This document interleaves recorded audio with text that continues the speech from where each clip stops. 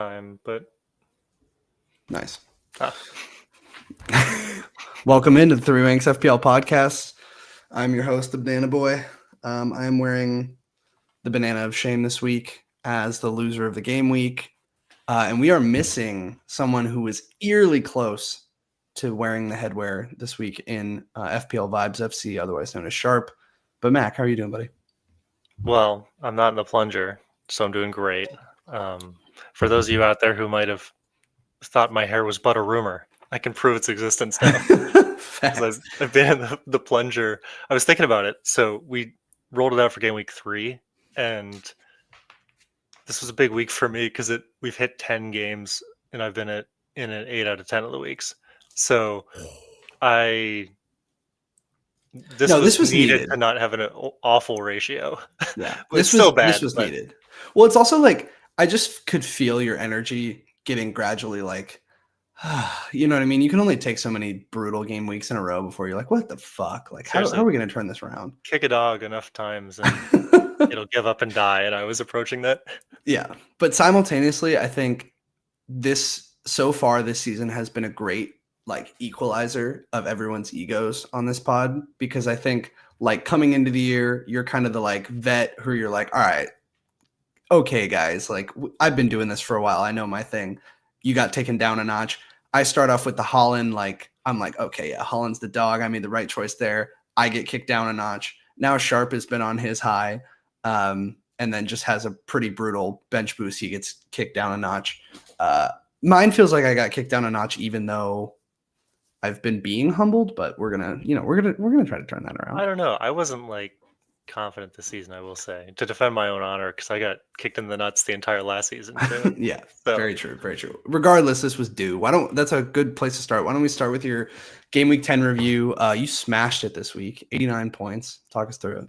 Yeah, just one of those rare weeks where pretty much everybody returns. I think the biggest thing to focus on was that I trusted the meta sort of the season as it's been going, and I said I'm going to bench Semenyo.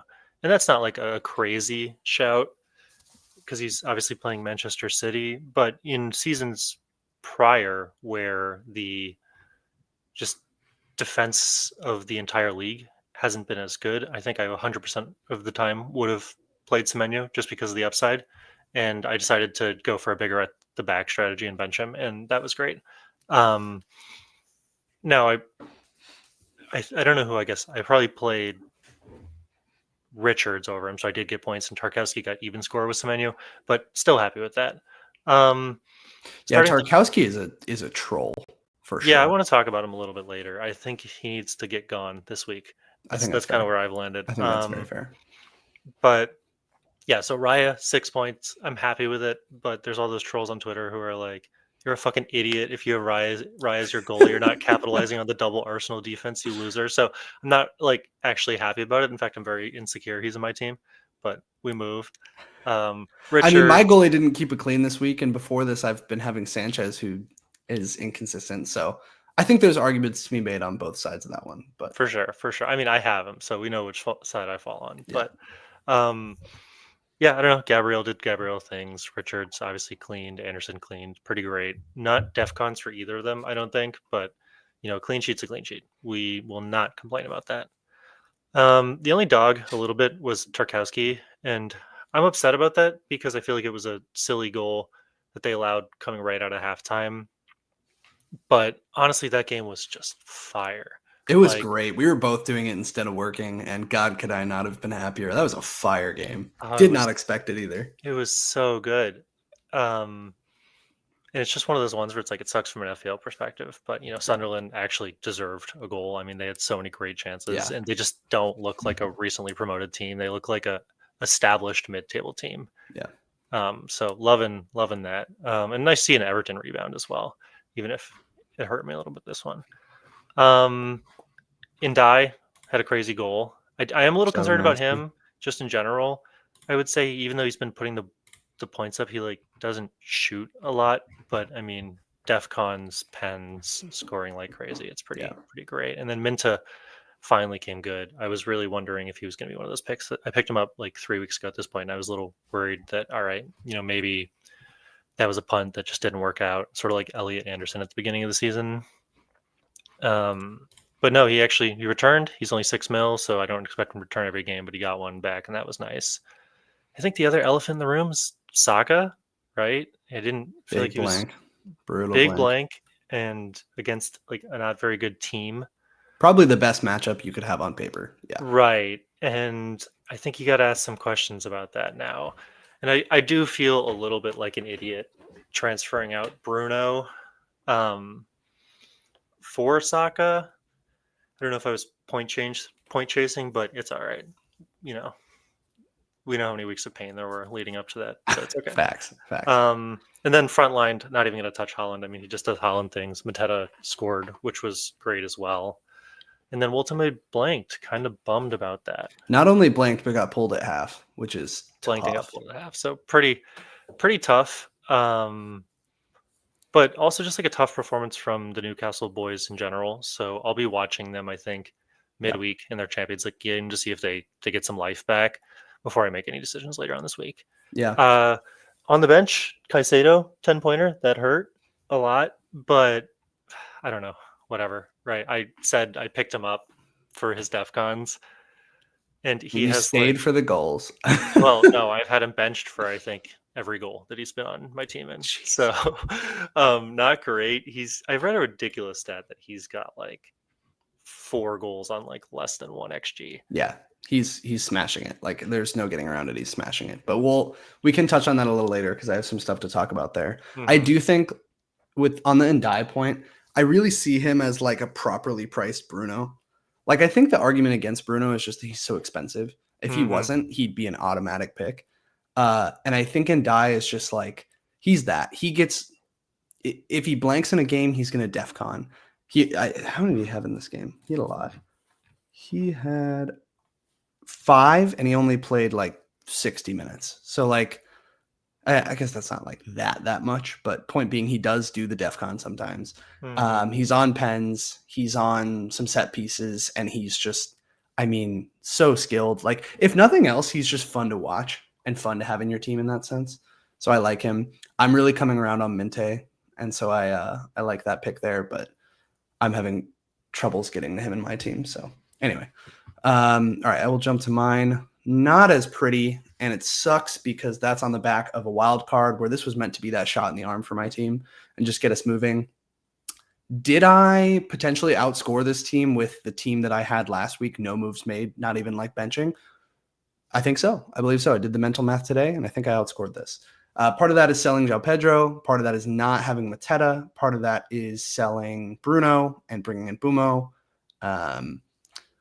Just tough. So yeah, start with the double Newcastle defense in Pope and Chow. And not only did they conceded 3 to West Ham and like looked bad doing it. Like this was a brutal game from Newcastle. Luckily we had our Newcastle expert Connor. I know you texted him on my behalf and said like the fuck happened. And he was like, no, it was just a weird game. He blamed it a lot on illness and said that a lot of the guys were sick and that was like a known thing. Said, hey, yeah, go ahead. Well, sorry, to provide a little flavor. He said Tonali missed 2 games last week with an illness. Trippier missed the West Ham game due to the same illness. Guimaraes missed practice yesterday due to the same illness in his TBD for the Champions League game tomorrow. So maybe the team was sick and sluggish. He also said like, they're heavily dependent on wing play and their third string. They had to play both their third string outside backs, so there might have been a little bit of a rotation element. I can't wait to see Lewis Hall in this team. Oh my god. It feels weird, and it also tactically like Woltemade getting pulled off at half feels weird, really weird, and I think it felt tactically like this is crazy to say because they were playing West Ham, but that Eddie Howe said maybe he was worried going into this about player availability and just like his guys suiting up really well, because it felt like after halftime he just kind of gave up and said, all right, let's pack it in and get ready for this Champions League game. And we talked about it last week. They were one of the teams that we knew was dealing with rotation issues coming up like heavily. So maybe this was just a result of that, but this felt like an extraordinarily bad performance out of Newcastle. Double Arsenal defense, Timber and Gabriel. Timber, since I've brought him in, hasn't done anything and also hasn't looked like incredibly threatening. I was kind of promised a little bit more attacking threat, but whatever. Saka, aforementioned, missed and had a couple of actually grade A chances with just some great saves by Dubravka. Sar also had an amazing chance that you and I both texted back and forth about that off the inside of the post. That was crazy. Fuck me. Bumo, I actually didn't watch a ton of this game because I think it was on at the same time as the other ones, but I did catch up with the highlights. And he doesn't return. Bruno does, so classic. But Bumo looked good. I'm really not worried. And Dai, just a sexy pick, but same thing, came off at just after half. This one was Moyes made some comments today that he went off. I think he requested to come off. Like he had some sort of a cramp is what Moyes said, but he was like, I'm done. Thiago blanked. Holland, Mr. Robot, that fucking Selly was so sick. Woltemad, covered. And then nothing of note on the bench. I still I'm the crazy guy in the back of the room that's just jerking off to Dewsbury Hall, but I think he's great value. And like every game I watch him, I know he's blanked a ton, so it comes with no FPL points so far, but very few. But he just looks so involved in that attack, and I'm like, God, I can't believe I have this guy for 5 million. I love that. Yeah, no, I was watching him this weekend. It was probably one of the first times I physically laid eyes on him, like as a player this season, and he's great. Actually, he's a good phenomenal, player. And he's on corners and set pieces and all this kind of stuff. Like, again, not somebody who I would want to start every week, but for 5 million, I'll take him. You said it earlier with Ndai, just feels appropriately priced. Yeah, correct. Everton are a nice one in that sense because I think they're priced similar to I guess the opposite of what you said with the Liverpool assets last week. Like they're priced like a team with a shitty attack, which they've had over the past few years. And suddenly they're like a mid-tier to, if not a little bit upper tier, like top third attack in the league. That's probably pushing them a little bit, but they really can move the ball forward and they have a lot of threat. You have a ton of, I think Grealish is a genuine option as well. They just have a ton of attacking options. And I think Ndai is the best of that just because he has the attacking threat with the combo of the additional routes to points. Yeah, I completely agree. I mean, I think the value in the Forest assets last season for those who have played a little bit was just that they were underpriced relative to their performance. And it feels like the Everton guys are starting to be that for us this season. Like there's a difference between being like a relegation team that does like slightly better than you expect and being like a relegation team that's like mid-table, and Everton feel like they're doing the latter this year. Yeah, 100%. All right, moving on to Sharp's team really quick. He did bench boost this week, and he talks a lot of shit about my bench boost, so I'm going to let him have it on this one. It doesn't really matter. I don't know why he put it together like this because maybe this is what he would have rolled out with this week, but I doubt he would have benched all these guys like Semenyo and Thiago over, your Rodons of the world. But regardless of how you slice it, whoever you would have benched, he still is coming out with just about the same score on the bench boost. So pretty rough. And then also just not a great week on the whole. He does have Minte return, but that's kind of it. He's in the same boat as me with the double Newcastle attack. It's honestly a pretty similar team to the one I had, and just Eze in the midfield instead. Same thing, 3-pointer for a clean sheet. So not a whole lot to note on that one. Yeah, what I will say about Sharp's game, besides the fact that he's a coward for not being here, is just that the beauty of this week for me was that my guys scored and your guys didn't, right? Right. But when I look at both of your teams, I don't feel like either of your teams are bad. And that's sort of a distinguishing feature. Like I know you're in the banana and it's a little bit rough, but Mbeumo was involved in the game and just Bruno got the points. And Eze was kind of involved in the game, same as Saka. But, Sar versus Mateta, another similar one. Yeah. Just one of those weeks, I guess. Yeah, I think we're in a weird time. I've been doing the bounce back and forth every week of talking about strategy and stuff, but you mentioned point chasing. And I think we're in this weird season so far where it feels like the patient, data-driven, trying to, okay, I'm not going to jump on points. I'm going to look more underlying stats and trends and stuff like that. That has not worked. But then simultaneously, and point chasing has worked, but I'm wondering it's going to be easy now for that pendulum to switch and not to like overreact and suddenly be like, okay, let me just get the guy with the points. Like, let me just do all that. So when I was picking my team last week, I was trying not to do that. But, I look now at players like Thiago who have just a really brutal run of fixtures, but who are also have been hot. And I'm like, was that a dumb pick? Because I knew he was going into bad fixtures. Like, how often am I going to play him? Is Brentford really that good attacking wise?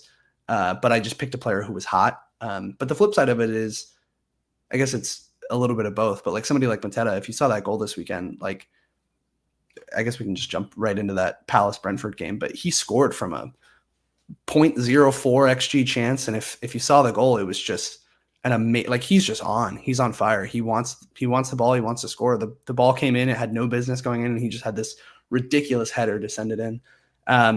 They also scored an own goal off a long throw, so that was kind of a weird outcome here. But overall, you and I were talking before the weekend about this Palace run and how, the Twitter sphere, content creators, the like it was all about, okay, the Palace run starts now. And I think from my perspective, this game and the next one, Brentford and Brighton, are like fine games. I don't think those are, you have to have double Palace attack or you have to have Mateta or anything like that. Obviously, I didn't go with him.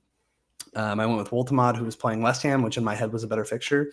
Turned out not to be. But I do think this is a weird one where it's a little less representative of kind of what happened. I'm also curious which of these bars is that SAR chance, because that was a wild one right off the post. But yeah, this seemed like kind of two teams that squared off against each other and didn't do a ton. And it kind of felt that way watching it a little bit as well. So, but I do think that Palace definitely like deserved to win this game. They looked the more threatening team, and then Brentford kind of got to a place where they just needed to throw the kitchen sink at it. Like if you look at that first half, Brentford did absolutely nothing, and then the second, we're like, all right, we got to turn it on. Yeah, I agree with all of that. I will say for the Palace run, like I don't disagree with people who are saying the Palace run starts now, because yes, it's Brentford, Brighton. I mean, I guess that's not exactly what your point was. You're saying more so it starts in 12. Yeah. Because then you have Wolves, United, Burnley, and Fulham all the way to 15. So it's a pretty great run there. But yeah, I think I've been saying this since the start of the season. My concern this entire season with Palace has been eventually they're going to get tired. And I think that it unfortunately is starting to coincide with their great fixture run, this like them getting tired. Because I think I read that they have 8 games in November between their, Carabao Cup, they in the Conference League. How could I forget after all that summer drama? Their Conference League commitments and then the Premier League. So they have a ridiculous amount of games in a short amount of time and not that deep of a squad. Correct. And I think that they played well this weekend. I think Brentford's slightly stodgier of a defense, maybe. And the game state was just slightly different than, let's say, that Bournemouth game a couple weeks ago. But I also think that they are just use your eyes and reevaluate every week, because if it starts to fall off, it might fall off fast, right? And that's the thing, like you're not alone in that thought process of it's gonna fall off. But how long are we gonna keep saying this while they keep just looking phenomenal? Like they look good. So you can't not buy them if they are getting points. Right. And I think especially in Mateta's case, with Nketiah out for a while with an injury, like the rotation isn't too bad. I think Sarr is just somebody who's going to play a lot of minutes, it seems like. But I do worry, because he had that hamstring injury earlier in the season, that he could be rotated in that sense. So I think I'm willing to take the risk on the attackers a little bit. It's more so the defense that I see as they've overperformed up to this point, and I'd be worried about them. Also, as somebody who wasn't owning Munoz and was really upset about that, he didn't look – Brentford did a good job of keeping him bottled this weekend, so – didn't feel like I was missing out too much there. From an EO perspective, the Mateta goal fucked me, and as well as Gahey getting an assist, or was it an assist? Yeah, but like 10 points. So that both of those really fucked me. He had a big week. Yeah. We'll talk about it in the transfer section, but now I'm like, do I just get Mateta now and stop the bleeding? Let's see. Speaking of, we touched on. Well, I was going to say in terms of rotation. I think we touched on how Palace have these rotation issues in a lot of games coming up, but we've seen that actually happen more so from the Newcastle side of things. So that was interesting, right? To see Voltemade pulled off. I think it'll be interesting to see what happens from the back line when you have guys like Hall and Livramento that can come back and take Dan Burns' place. There's going to be natural competition there, and then that breeds natural competition at the center back position. So it's possible that a player like Chow gets rotated, players like Shar and Botman, like there's just too many guys competing for too many spots. And I think what we're seeing from Eddie Howe, and we've seen it all season, is he's going to have these blip games where he's going to be like, screw it, let me throw in a completely different lineup. But yeah, this was a weird game. I don't think this graph does it justice. This shows it as a super low event. Oh, and actually that's why, because the scale is at 2.5 XG. Mm-hmm. So just a crazy effort at the end here by West Ham. But West Ham had a lot of chances in this game. Like they did really well, and I am actually curious to talk about it from the sense of, has the Nuno ball set in at West Ham? And is this a team that's no longer somebody to target? Because on paper, right, this is a fixture between a top half side and a relegation level side that should have been not close. And Newcastle couldn't get anything going forward. And again, that could just be that Newcastle had a rough day, all the things that Connor said.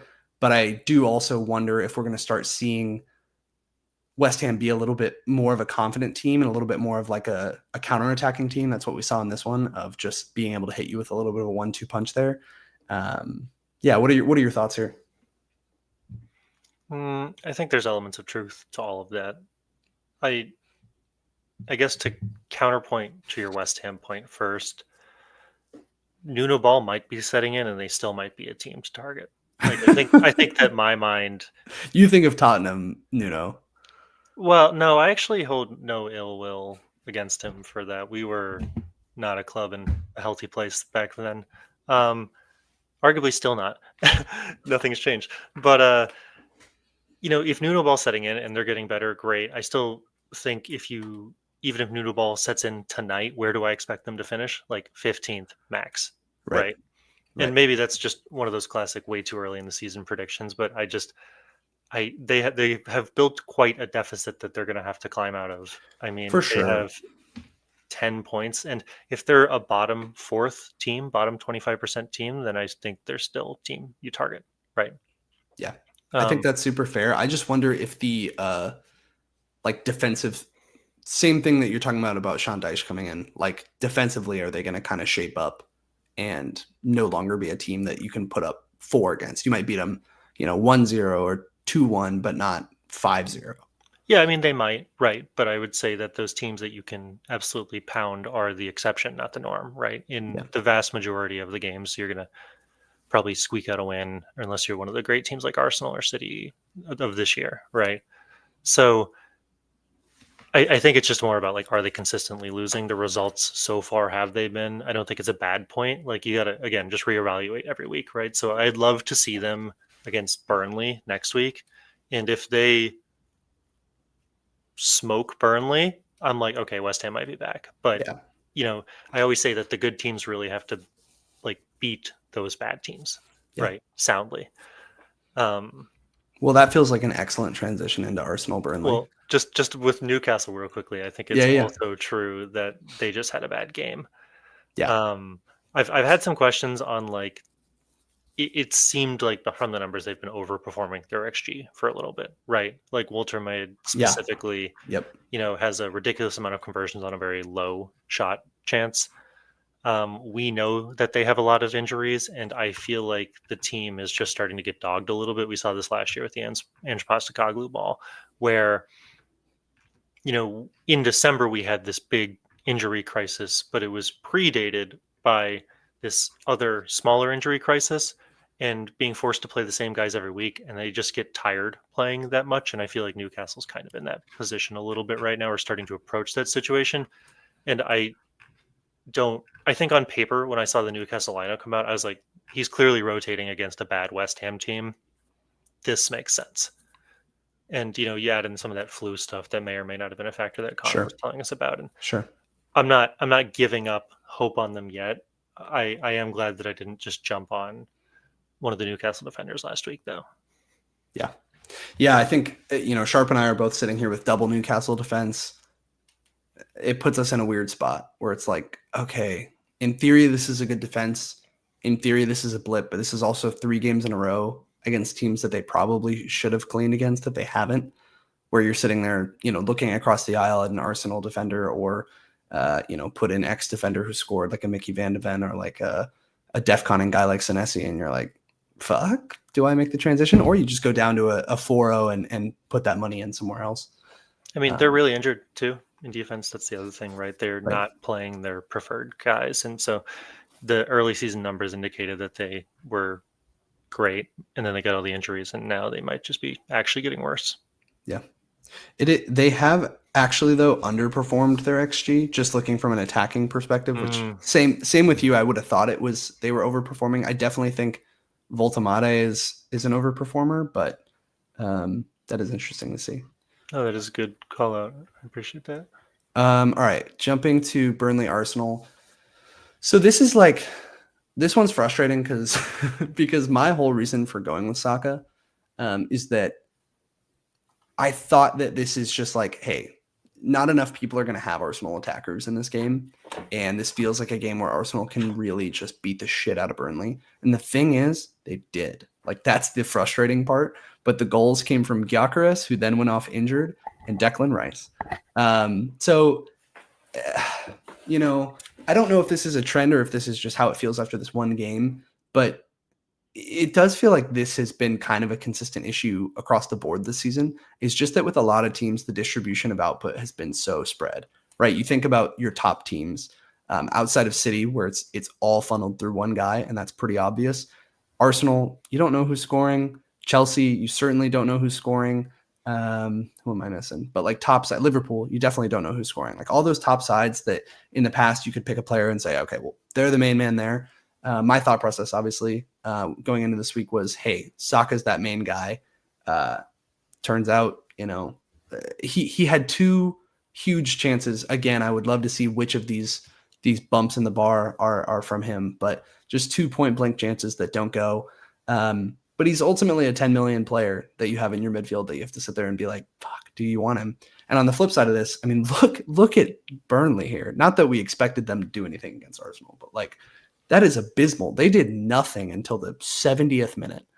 So it does really bring up, I don't know if this was serious or not, but you texted immediately after the game being like, I might just go triple defense.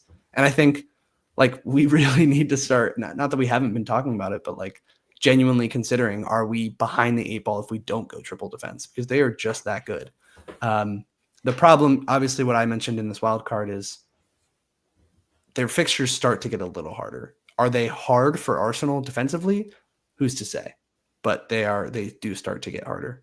Yeah, it's I think you brought up an astute point where you're just saying on the whole, the goals have been spread this season, and it's making me question the value of the premium assets, because I was saying that a week or 2 ago, the teams that are winning, or the assets that are doing well are scoring 1 goal a week, or maybe getting 1 assist a week, as compared to previous years where Salah would get like a hat trick in the same week that Holland would get a hat trick, and the same week that Cole Palmer would go off for a brace. And you just had this plethora of goals, and the data backs that. I don't think it's a surprise to anybody, but the goals are down this year, et cetera, et cetera.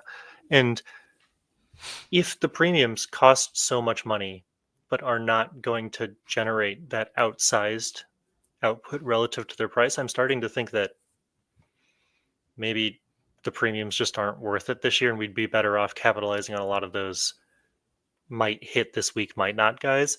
Because, Saka had a couple great chances, and it's not fair to say he wasn't involved in the game. But for Saka's price, I would have wanted, against arguably one of the worst 2 teams in the league, I would have wanted to have like 3.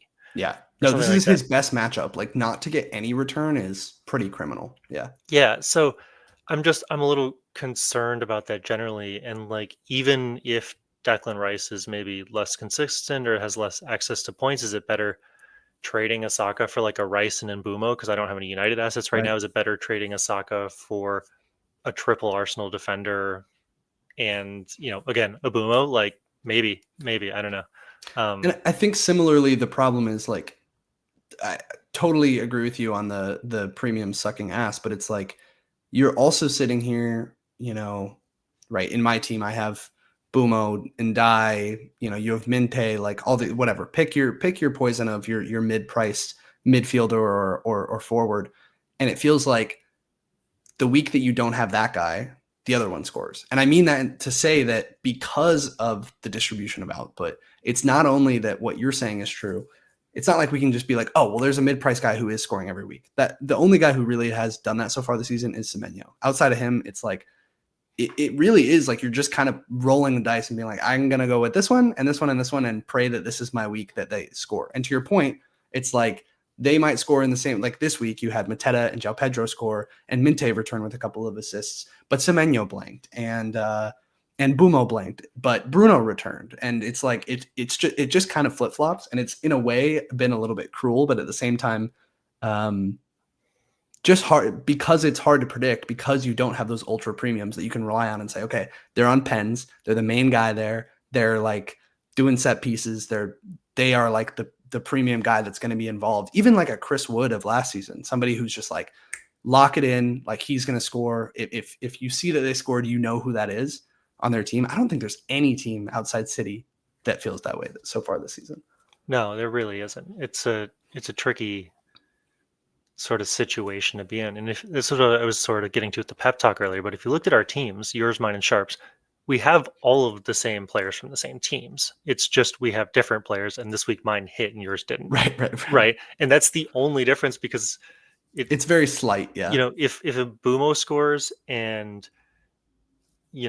Sar scores and Mateta doesn't and Minta doesn't, all of a sudden I'm wearing the plunger and I'm down 20 points. Right. So tough week. It's been tough. And I think this is a good like breaking point in between some of these games to talk about that point specifically. Do you happen to know, like, let me get the actual stats, but do you happen to know of the top 20 FPL point scorers? Let's do it this way. Yeah. Like how many of those are defenders, would you say? I like this game thing you've been doing recently. Yeah. I like trying to figure this out. If I had to guess, of the top 20, this is total points. Total points. Does defenders include goalies, or are you just talking? Just defenders. Okay. But you could do both if you wanted to. If I had to guess, I can think of like 6 forwards who probably would have outscored the defenders. So I'm going to say that there were 12 defenders. 12 is a little high. It's 9. It's a little high. It's 9. So to break it out, there are 2 goalkeepers, 9 defenders, 3 defensive midfielders, and 6 attackers. And I think I should have done this before I popped it up as well. But if I had to ask you like who the top scoring mids were this year, I feel like it would have been hard for you to pull Rice and Caicedo out of there as 2 and 3. Like that's crazy. Semenyo being 1 kind of makes sense. But again, even he, like preseason, that would have been a huge shock. But okay, like he's just shown that he's taken a step this year. He's been kind of the main guy at Bournemouth. Declan Rice and Moises Caicedo as 2 and 3 in the mid category. Ryan Gravenberch being in the top 20. Like it is a really weird landscape, like to be looking at some of these mids. And yeah, obviously the defenders, and most of those are either Arsenal or Palace defenders, because both of those teams have just kept cleans at a really excellent rate. Also with the addition of DEFCONs, like I know pre-pod you were talking about how you were curious to see how much defenders were scoring if you stripped out goals. And that's what this graphic does, right? It breaks it out by what was your points type. And so I think that's a really interesting one. Obviously, Gabriel has a ton of like attacking returns. But even without that, I think he'd be really high up there. Calafiore and Timber both have attacking returns, and they're also on just that great defense. Gahey has some ridiculous attacking returns, but it is interesting. Some of the players who are on here, like Mickey Van de Ven is number 9, right? So part of this is, look, 10 games we've played is still on the whole, from like a data perspective, a relatively small sample size to look at, but it's been odd. If you try to break it down in some of these, I'm trying to figure out, like, part of me wants to say, okay, fuck this. Defensive midfielders are not going to be the guy. Like a Declan Rice and a Moises Caicedo are not going to be those guys that are returning all the time, right? Gravenberch is not going to be the guy who's returning all the time at Liverpool. And I know even Sharp mentioned Szoboszlai, and I think that's another interesting one.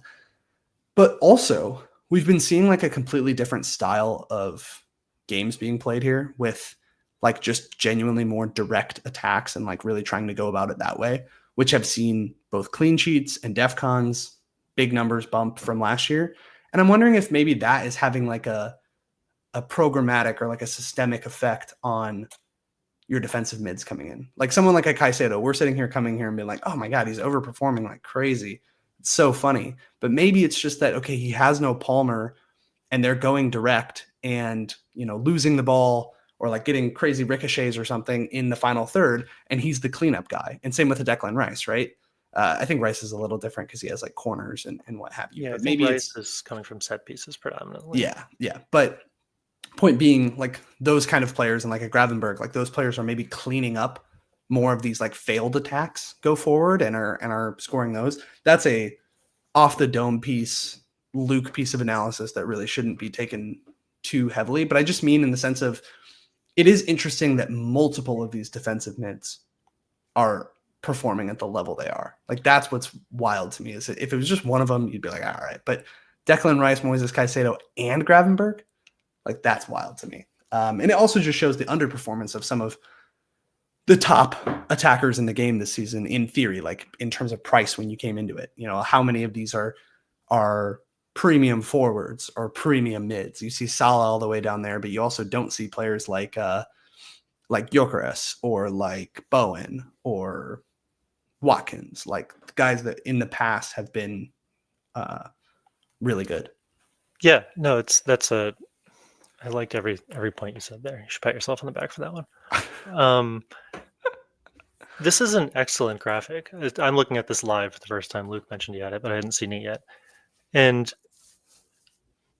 what I think it does a good job of is illustrating how good of a year or how weird of a year this is. Yeah. And like how good of a year it is for a certain type of player. You know, like if we break it down by positional group, like if you look at Holland, what is his biggest point category? Well, obviously it's goals, right? You know, he has 20 points from appearances because he plays every game, 23 points from bonuses because he scores a lot, and then 52 points from goals, right? He's a forward. It's a little simple. Right. But then you jump to like second highest point scorer in the game. And what's really weird about this is, you know, he's a defender, and historically like clean sheets are always the biggest factor for defenders, and then you're targeting a fullback because they get a lot of goals. Yep. But this year his second highest point category outside of just appearances, and so I guess his third highest point category is just like goals and assists, right? Yeah. And then you drop down to a Timber, and his point categories are coming from goals and assists. And you look at a Guehi, and his big point drivers, aside from clean sheets, are just goals and assists. And they're all like, well, I mean, Timber's a right back, but Arsenal kind of play like a 4 center back system almost. It's a little weird. They're all just like not these attacking fullbacks like they used to be. And No. it feels like it's all driven by set pieces. And then it's the same thing with all these mids, right? All of their points are not coming from DEFCONs like you would have expected. Like, I don't think Right. that they're all like here because they're getting a ton of DEFCONs, although some of them index high in that. But it's a lot. Like Caicedo has 58 points, 19 points from appearances, and 15 points from goals. Rice has 22 points from goals and assists. Yeah. Which actually is more points than he has from appearances. So you can draw some like macro trends, and it's just super weird how much these defenders and CDMs are scoring this year. I think the set piece call out is a really good one of just the long throw, for example. Like that's a really easy, obvious one that's come out of it. And I wonder if you think of how a long throw works, right? You pack your forwards and your attacking mids into the box, and then you have a couple of guys outside of the box who kind of clean up the rebounds. And those are your players like your Caicedos and your Rices. Like that is a defensive mid who's going to be doing that. You know, the ball bounces around, it hits some heads, and then suddenly one of them just rips it off the volley and puts it in the top corner. And like that is how we've seen some of those Caicedo goals come to be. We've also though seen him just be good in open play. So I think maybe he's a unique one. I don't know. It's really hard for me to strip this apart and look at it like, okay, is this just like a weird is this repeatable is really what I'm trying to pull out of it, right? And I think it's super tricky because like Gravenberch's goals, like the ones that I can think of, I feel like I've watched a lot of Liverpool ball, are exactly what I just described. Like a lot of like cleanup recoveries and stuff like that. And, balls coming to the top of the box and him just ripping it. So yeah, it's tough. Like, because you look at players on this who I would think of as someone who's repeatable. Obviously, they're in my team, so I'm biased. But like Bumo and Ndai, where I'm like, those are players that are like attacking and who I would expect to be returning well. Yeah, some of the defenders, I think what you said about the attacking portion being some of it, like I think Gahey has just been like threatening. He is not obviously to like a Gabriel's level programmatically, but he has just been getting into attacking positions in the box. And then you combo that with they do have a good amount of points from clean sheets. 16 points from clean sheets is kind of a lot. And then you have that this Arsenal defense is performing at such a ridiculous level. Like it doesn't really matter unless you're a dumbass and pick Saliba like me, which Arsenal defender you pick, because they're all just crushing it. And to the point of the whole like Raya, no Raya thing, I think there's points on both ends of it because on the one hand, you look at a graphic like this and you're like, why the fuck do I have Raya? Like, why don't I get these defenders who are outscoring him consistently? Like, just if you're going to do that, if you're going to get 3 Arsenal defense, get the 3 who have outlets to attacking points, outlets to defcons, all that stuff. And like, that's how I lean and why I don't have him. But at the same time, look at Raya as a goalkeeper. Like Sunderland have just had a great run and they've done really well. But if you look at their run from now on, you're not going to be getting Royfs or however you say that. I mean, Raya's getting 6 points every week. Like there's nothing wrong with getting that keeper. And it's not like he's dramatically that much more expensive than a Sanchez or a Pope, which is probably the other place you're going to go. So yeah. I mean, I think the Roofs versus Raya thing on this graph is interesting, right? You can see Raya has 28 points from clean sheets versus Roofs has 16, and then Roofs has 10 from saves. Yeah. And Raya has 2 from saves, and that's why they are 2 points apart, right? Yeah. And so it's just a complete difference in style. And I think if you really want to like metagame the goalies, then you would look for like a Roofs and some other high save goalie and like switch them out every week, and maybe that's smarter. But I think Arsenal have kind of broken this graphic. And like yeah. if you look at this week, I mean, again, this is based on market odds or whatever, so this could always be wrong, but 50% clean sheet odds is fucking insane. Like that's so high. And they've just continued to keep clean sheets. And not only that, but like pretty easily. In this Burnley game, there was a free kick at the end of the game that went off the bar, and that was the closest that it came. And that's a set piece. And, hey, whatever. Otherwise, they didn't have a sniff of it. Not a single. And again, it's Burnley, so let's not like go crazy. But Arsenal are doing this to everyone. And they're doing it in the Champions League, and they're doing it in like they're just that good defensively that it really does beg the question. And when you start to look at a chart like that and realize how dominant they really are, it's like, shit, why don't I have triple defense? No, I mean, it's crazy. You look at their games when you're just scrolling through their players and you're like, I don't think there's a single game in here that's like a quote unquote hard game for them, except maybe City. Yeah. Going back to the other graphic for a second, the only last thing I wanted to say, and I feel like I could stare at this for hours. So I know Sharp's gonna be like, holy fuck. Come on, yeah, boys. him and half the audience are just gonna go to sleep. Just 2 guys who like numbers looking at a graph. Senesi's an interesting one. He's the only one I wanted to call out because Van de Ven has 18 points from goals, right? But Senesi is the 10th highest scoring player on this list, and I would say most of his points, an equal amount of his points, come from defcons as they do for clean sheets. Yeah. And that's a really interesting point because every guy above Senesi, aside from Holland and Semenyo, is a defender or a CDM who is scoring a ton. And I'm sort of stuck on this like hinge of like how sustainable is this? The question I have is this just the way that the season's going to be and Gabriel is just going to score every week and it just is? Or if these guys fall off and you start stripping out their goals and then they're not defconning, like Senesi, it's not really fair to say take away all of their goals and Senesi's better than them. But at the same time, Senesi is indexing so much higher on the defcons. So I think there's a couple of points here. So Senesi on the one point is, I think, the most repeatable, consistent player you could possibly have in the game. And getting him at 4-5 was a fucking steal. But I think this is exactly why, right? You see the defcons are continuing, and even though his clean sheets they've actually been pretty solid. But I think Bournemouth will continue to be like a relatively solid defense, and they have a pretty solid long-term run from now on. He's got that.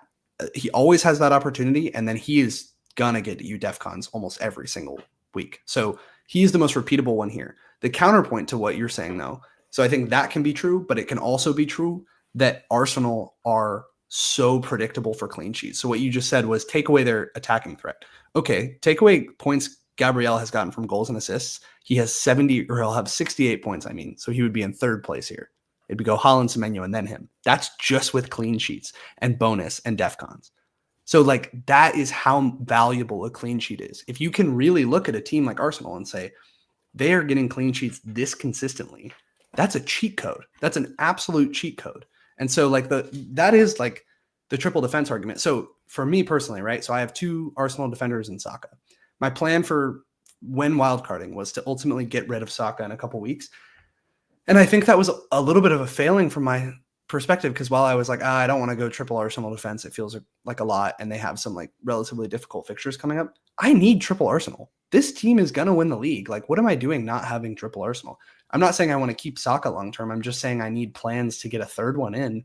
And realistically, I should probably go defense. We had all this, and we haven't really talked about Declan Rice, which I think is something worth talking about. Like, is a player like that kind of a hack, into their attack, a 6.5 player or whatever, he's priced like 6.8 or something. And, he's returning with attacking threat, with some DEFCONs, with clean sheet points. He has a ton of routes to points. I don't think I can get myself to pick a player like him, but he is on corners. Like, he's got opportunity. And for 6.5, it's really good value. I just think at that point, if I'm going him, I probably would just go a third defender personally, but Yeah, I don't know. I've been thinking about that a little bit too. On the Senesi thing, I think you just have to strip the Arsenal guys out because they're freaks this year. I mean, you know, I said last week, like, let's not blow them too much because goals are just down. But I mean, yeah, they that's are true. just, I mean, on a performance level, just performing at crazy levels above everyone else. So there's undeniably like something going on there. Something's cooking. Um, with the Rice thing, I don't know which side of the fence I've landed on yet, but the two sort of arguments as I've seen them are: one, you should just go to the defender because they get the clean sheets and the defcons, and Right. they're scoring like crazy. But my other point is, over the season, is Rice gonna sort of accumulate more points just because almost every time someone takes one of those crosses or those free kicks, he's the guy delivering it. So it Right. doesn't matter if it lands Right. on They score from Gabriel set or a pieces Timber or a constantly. Calafiori. You kind of, in my mind, it might be better to have the guy, if you have three options who can put it away, but only one guy's delivering it, does it make more sense to have the guy who's delivering it? Sure. And that And was kind of my thought process with Saka this week was, hey, set piece FC. And I still think that makes a good overall point for owning Saka, like long term even, is that he's a guy who delivers the ball in on in swingers in open play and on corners. He's on corners on the other end. So yeah, I hear you on the routes to points. And I think it's also interesting to look at like his goals and assists, 10 of which are from goals, 12 of which are from assists. So 22 points. That's Mbumo has 23 from open play, like from goals and assists. Joao Pedro has 21. Salah has 26. And Dai has 23. Like, he's so far scored at the rate of any open play attacker that you like, save Haaland and Semenyo. yeah, and what's interesting is I also I saw a ranking today that some guy on Twitter who I wish I could shout out, updates weekly, and he was saying, and for a couple weeks now, I mean, it's been most of the season, Arsenal have the lowest percentage in the entire league of goals, of their own goals scored from open play, right? So if they are almost, it was like 24% of their goals or something like crazy low are from open play. In context, the highest, who I forget, was like 87%, Yeah. right? So if all of their goals are coming from set pieces because they are just that dominant at set pieces, Just get the guys on corners. yeah, Yeah. maybe, right? Yeah. Like, genuinely, that And for might be it. 6.5, like, that's great value for Rice. Like, that's It's stellar insane value. value. The question really becomes, it's like, what are the most valuable three, right? Does it make more sense to go Gabriel, Timber, Calafiori? Does it make sense to go Raya, Gabriel, Rice? That's, I think, the question. Yeah. we're For gonna have to sure. solve. But I do think that these guys returning at this level makes players like Gyökeres and Saka super expendable. Like if you can get triple of what everyone wants, right? This team that is doing damage at such a great level, why not get the cheap ones, right? And then spend your money elsewhere on teams, like on players from teams that you need that budget for. So like Liverpool, that's probably a bad example, but you know what I mean, like of higher price players. Yeah. All right, we've talked enough about Triple Arsenal probably. Yeah, I've hit my limit on them.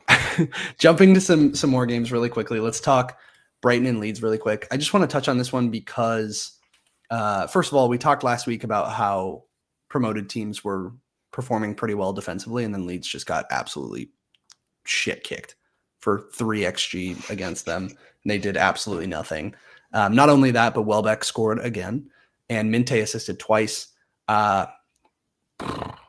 might have to get on the Minte train. 6-0, and he's just like, it's similar to Ndai, where like, actually no, it's not similar to Ndai, but he is just fun to watch. It's similar to like Bumo actually, where it's like maybe this isn't the best choice, like maybe this isn't the most like analytical choice, but boy is he fun to watch. And I think he's taken some corners now too, so he has some additional routes to points. Yeah, got a couple of assists in this one. My problem with Brighton has just been that I feel like they're a very Jekyll and Hyde team, and I can't really ever predict what they're going to do, because in a week, like they get the shit kicked out of them by United, then they crush Leeds. Like I don't know who they are, and it seems like their lineups are also a little bit unpredictable. But in recent weeks, you've seen a player like Minte play every week, and you're starting to see Welbeck just take over that spot at forward and keep it. Those two guys are both probably on offer. I know Gomez scored twice here, but he has incredibly inconsistent minutes, so I don't unfortunately think he's an option. I know you have Minte, so you're probably biased to be like, yeah, he's sick. But does Welbeck interest you at all? Do you think Minte's a long-term guy for you? I don't know. The problem with the mid-priced guys is when they start popping off, my feelings are always just mid on them. Yeah, Like I was like, oh great, you're popping off, but you're performing like a 6 mil player as expected. Like good for you, but it's probably not gonna be that consistent. right. Like a Joao Pedro of last season where, he would go on these runs and pop off and then he wouldn't, right? So it's like tricky. Um Yeah, and I just don't think Brighton in general have shown to be this incredible attack. So it puts you in a place of like, I don't need to get that guy. I think just for 6-0, that's where it's more so like, in my position, I'm sitting there being like, I could downgrade somebody who I have at 6-5 to him and use that money elsewhere. So it's an option. so But I don't mind having Minta for that reason, right? right, And I wouldn't mind having Welbeck for that reason as well. Like, right.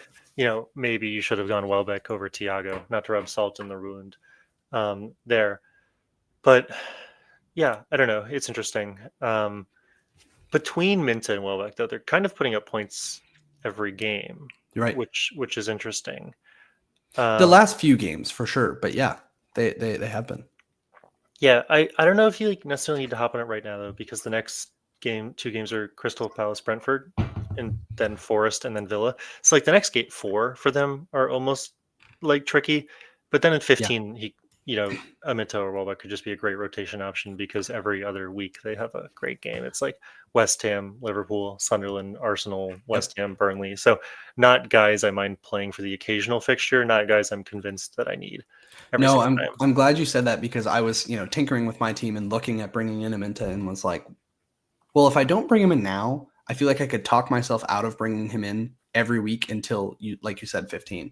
And then it's like, okay, then they have some nice fixtures, West Ham, Sunderland, but it's also then bookended by Liverpool and Arsenal. So you're like, ew, like maybe I'd never get this guy in. Unfortunately, it really is just a money thing at that point. But I think the thing that I worry about with Aminte is that he's just going to be like a Morgan Rogers of last year or something, where he's just a consistent player at that price, and then ultimately becomes almost like essential, because you're like, well, everybody's getting him in. He's scoring relatively consistently. He's returning, and he's at a price that I can really stomach and everybody can get to like in one move. Yeah, exactly. Right. That's one of the reasons I have him almost. It's just because he's doing what someone at I expected his price does, and so he is an unlock to. We've been talking about all season how we felt like there's been a complete lack of options sub Semenyo, basically like Right. sub 7.5. We're just like there's just nobody here, and so if I have a 6 mil guy, and for a 6 mil guy, I expect him to return one every 3 games, and he's doing that. I'm like that's fine, And but that is about right. Yeah, it's he 9-5, 2-2, 5-9-6. Like those are his points totals over the last few. Like that's exactly what that is. 1-3, 2-3, somewhere in that mhm. mix. So yeah, he's returning relatively consistently, and like on the eye, he looks good as well. So I think he's an option. Welbeck is the weird one where I'm like, I mean, he's emphatically an option if he's scoring at this rate, but at the same time, it wouldn't shock me to see him dropped. And that's why, so like preseason, I was actually kind of hyped on Welbeck. And then I was like, nah, he's a rotation risk. And we saw that immediately. Like Jorginho Ruder came in and started taking his minutes away. And then it's just been in the last few weeks that he's been Mr. Consistent as far as minutes, and he's scoring. So he's probably going to keep his spot. Yeah, I find him tricky. And to your point, like, yeah, I probably should have gone him over Thiago because their fixtures are better. And obviously, hindsight bias, he scored. But my thought process on the Thiago one was that's a guy that is gonna for sure play all the minutes. I don't think I'm not going to beat myself up too much, but No, I Welbeck's would. an interesting one. Thiago has more points over the season, right? So, maybe Thiago isn't peaking as high, but he's still getting points. Still put up 2 against United, 8 Yeah. points against West Ham, 5 against Liverpool. So, I think with those mid-price guys, there's always going to be an element of grass is greener, and you just kind of gotta hope that you get lucky with them. What I will say, last thing about Brighton, is just that like they're a team that loves to get forward, right? They like to run at players. They like to just go, go, go, go, go. Increase your value so we can sell you for triple the money to Chelsea next year, Right. as well as our entire coaching staff. That's like Brighton's thing. Right. And so when I look at like a Minta, the games he hasn't returned like make sense. Like no return versus Fulham, kind of a stodgy defensive team. No return versus Everton, but a return versus City, Bournemouth, and Tottenham, teams that might try to play you a little more aggressively. Sure. Similarly, a return against Chelsea, no return against Wolves, no return against Newcastle, but a return against United and Leeds. And in my mind, 100% of those make sense because it's, Brighton wants to run at you. If you are willing to play them the way they want to play you, they're really good at getting behind. If you're just going to sit down and sit back, they might not be as good. So what I want to watch with these Brighton guys is how good are they against like a Burnley or a West Ham, because those might be easy fixtures on paper. Sure. But if they can't break down a low block, that's a problem, right? So you might be expecting a return from them when you play versus West Ham, but then West Ham park the bus and they can't get through. Sure. I would think this Leeds game is that though, of the park the bus, right? Like this is a team that sat on their laurels a little bit and they just kind of crushed. But all this is making me think. So Brighton played Palace last week. You want to talk about a team that's willing to engage in a basketball match with you? That's Palace. So now I'm like, fuck, I need to get all the players from these teams in. So I might actually. Well, that's also not like a perfect science by any means, because like you said, Sure. Leeds is maybe a little stodgier, and like Welbeck put up 2 against Newcastle, and ultimately they won that. So like Minta makes sense. Welbeck's just kind of a freak. I don't understand. Yeah, but I'm thinking now about like United going at this Brighton team and really finding success in kind of a little bit more of like a transitionary game. Transition's probably the wrong word, but you know what I mean, like back and forth game. And that's exactly why I got rid of my United assets ahead of this Brighton game, and sure enough, it proved to be a good decision in my case. But I was just kind of aware that might be a possibility. Interesting. United are actually, sorry, I'm going to keep going. United are the exact opposite of Brighton, right? They scored all the games that Brighton don't. Do you not think that, or yeah, what do you mean by that? Well, so like if you look up, Minta returns versus teams that want to play you really aggressively. Sorry, I got to look up Fernandez. He doesn't go by Bruno. United almost do the opposite, right?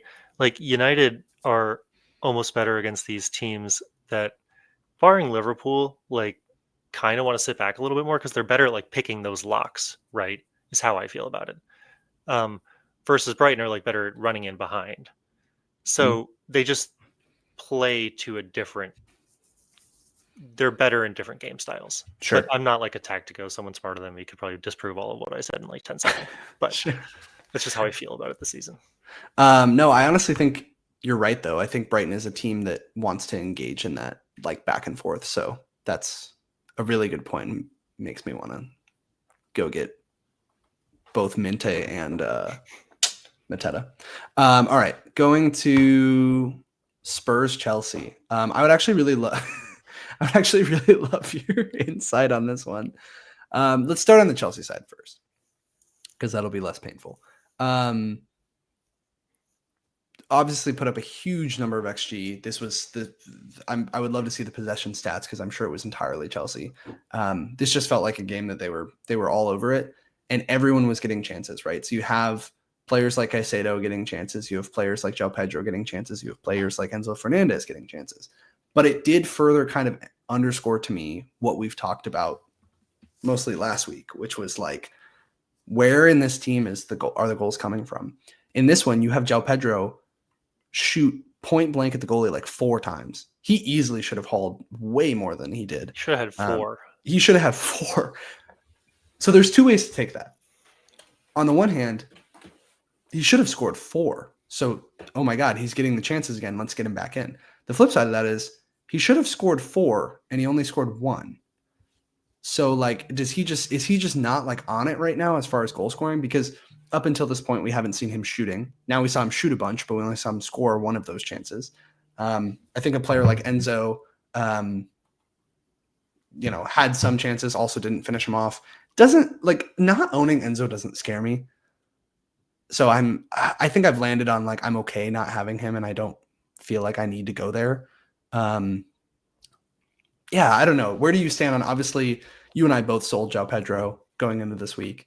He obviously returns. Are you having any second thoughts on that? / he's about to go into Wolves and Burnley. Like, do you feel like maybe that's a player that you do want to get in? I mean, am I having second thoughts? It would be untruthful to say I'm not. But like, especially because to answer your earlier question, does Joao Pedro just suck at shooting? No, I actually think it's the opposite. Vicario played out of his that is true. mind. That is true. It was such a good game. He's also like on a more macro level been performing amazingly for like the past like 4 or 5 games. There was like this subsection of Tottenham Twitter who started to be like, Vicario's the problem. He's a bad goalie. And I was like, you guys are fucking idiots. And I'd like to say I was right. Thank you, idiots. But in this game specifically, he got like an 8.9. He was the highest rated player on Tottenham's team. I mean, he's an amazing shot stopper. That's always been like his thing. And I just think that Joao Pedro kind of ran up against a great shot stopper who's also playing really well, right? I think if it was against a slightly lesser goalie or even just a Vicario who wasn't quite on his day, I think he actually could have converted those 4. So am I having second thoughts about transferring out Joao Pedro? Yes, I am, especially with the Wolves and Burnley. What I'm not entirely sure of was how much of this is just Tottenham being truly ass right now, right, and how much of this is, Joao Pedro like returning to form, because we've seen Joao Pedro do nothing against Sunderland, Forest, Liverpool, Brighton, Man United in a row, right? He hasn't had a return since game week 4, right, and Tottenham put up 1 shot on target and had their lowest XG since it's been recorded. So, Tottenham's whole problem is they just can't progress the ball upfield. They have a lot of injuries. They're not doing any forward moves, and it kind of panned out that way. And so Chelsea had a lot of the ball. They got a lot of shots. I'm not sure that this is like signaling the return of Joao Pedro. The only problem with that is that like, if you think about how the teams play that they're playing next in Wolves and Burnley, I think it's going to be a similar game state. So it seems like they figured out how to get him the ball finally. Right. Yeah. It's just a tough one because, I think there are goals on offer in both those games. And we've been saying that going into these fixtures. That's the whole thing. But it's just a question of, do we know where they're coming from? And to your point, they showed in this game that they wanted to get Joao Pedro the ball. He had a lot of opportunities. A couple of those were from like turnovers out of the back from Tottenham perspective. Mm-hmm. But yeah, I find myself in a sticky position as well, where I'm sitting here being like, I could just go to Joao Pedro for a week or two, go back. Why not? Give Yeah. it a go. Well, I don't know. Tottenham just played badly. Like they gave up the Yeah, ball to Chelsea a lot in dangerous positions. Like it's really tough to judge right. this Chelsea performance because they did the things they should have, and And it they could still have only been. scored one goal. Yeah, it could have been 5-0 very easily, like we discussed. But it's just like, God, Tottenham were awful. So I think that's the other way I want to take this, and not to rub salt in any wounds, but like I'm thinking about this personally because I have Saka, as I've mentioned, right? And he's about to play Sunderland, but then the week after plays Tottenham. And originally that's when I was like, all right, I'll sell him for that. But now I'm like, shit, maybe I should keep him. Like how much of this was this just a stinker, kind of like what we were talking about with Newcastle? Or is this just like there have been cracks in this Tottenham team and this was a game where they showed up?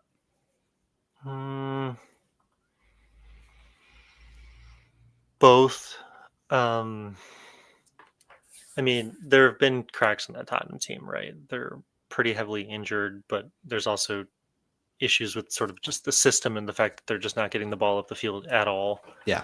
We're playing a lot of kids right now because a lot of our like truly like a lot of our like men who are like can handle the physicality of the Premier League are injured right now.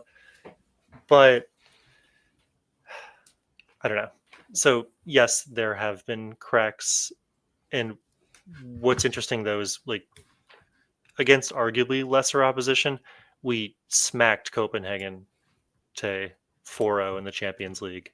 Everybody scored.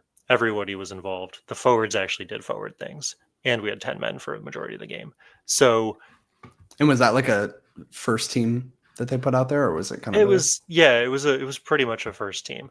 The other aspect of the Chelsea game that's worth pointing out is Bergvall got injured 5 minutes into the game and had to go into concussion protocol, so they lost a lot of their creativity. I just think from the perspective of like, you don't want Tottenham assets. That's obvious, right? No, you don't. But I think the flip side of it is they're going into United, Arsenal, Fulham, Newcastle. And those are obviously teams that we have a lot of investment in outside of Fulham. So you look at those three, United, Arsenal, Newcastle, and say, okay, is this a situation where I should target them and kind of invest or hold or buy some of these assets before a Tottenham game, right? So like United this weekend, do you see that from an FPL perspective as something where you're like excited on paper to have a United attacker against them? I've been a Tottenham fan for too long because it's like, just do whatever's going to hurt me the most. But no, I think that the floor of Tottenham is too high, right? I think Thomas Frank is focused on defense, and they are better defensively, even if there are cracks. Like they're not blown open, right? Yeah.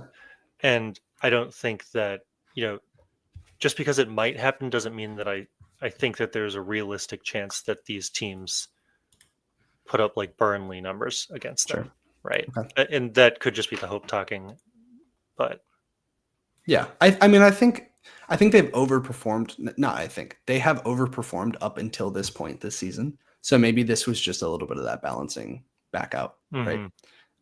So to be seen. I'm happy to own a United attacker next week and then just see where it goes from there.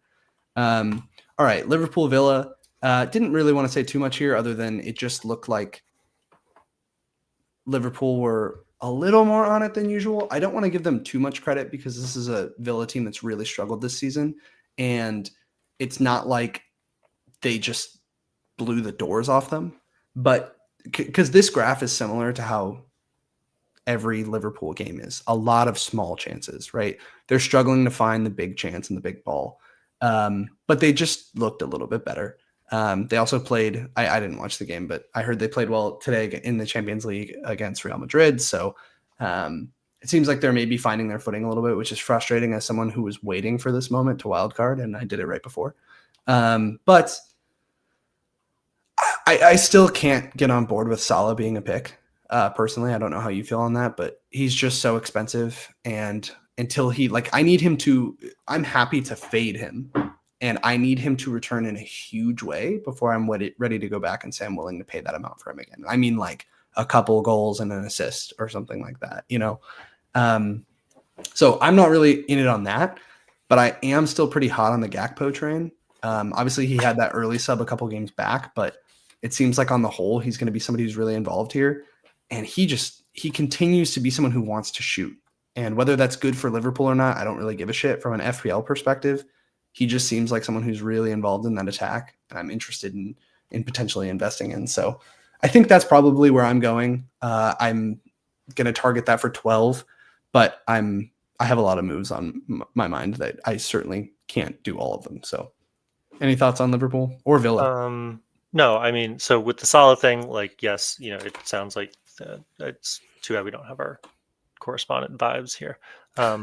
But yeah, I mean, it sounds like they've played better, and my position hasn't changed, just in the sense that I said previously, Liverpool assets are entirely too expensive for their Yep. performance, and unless Salah is putting up Holland numbers, you can't have him in your team.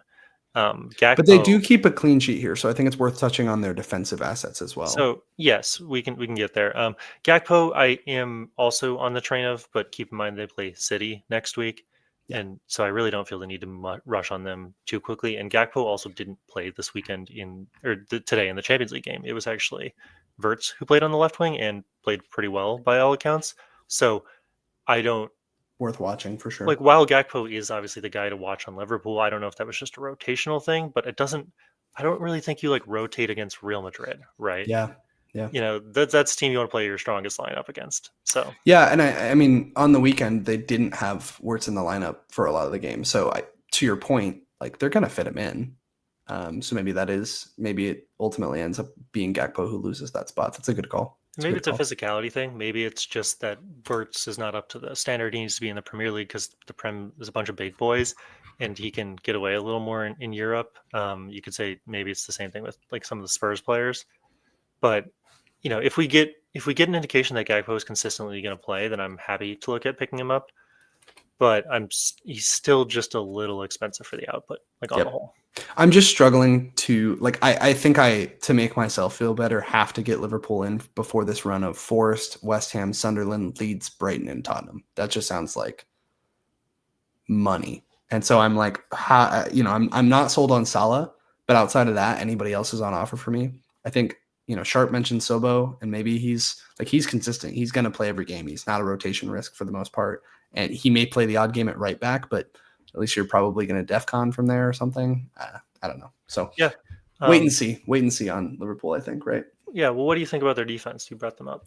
Yeah, I mean, I've said it all year. I think defensively, they're just a side that needs to click a little bit more in attack. Similar to what you're saying about Tottenham, right? Like they're struggling to progress the ball. They're struggling to generate threatening chances.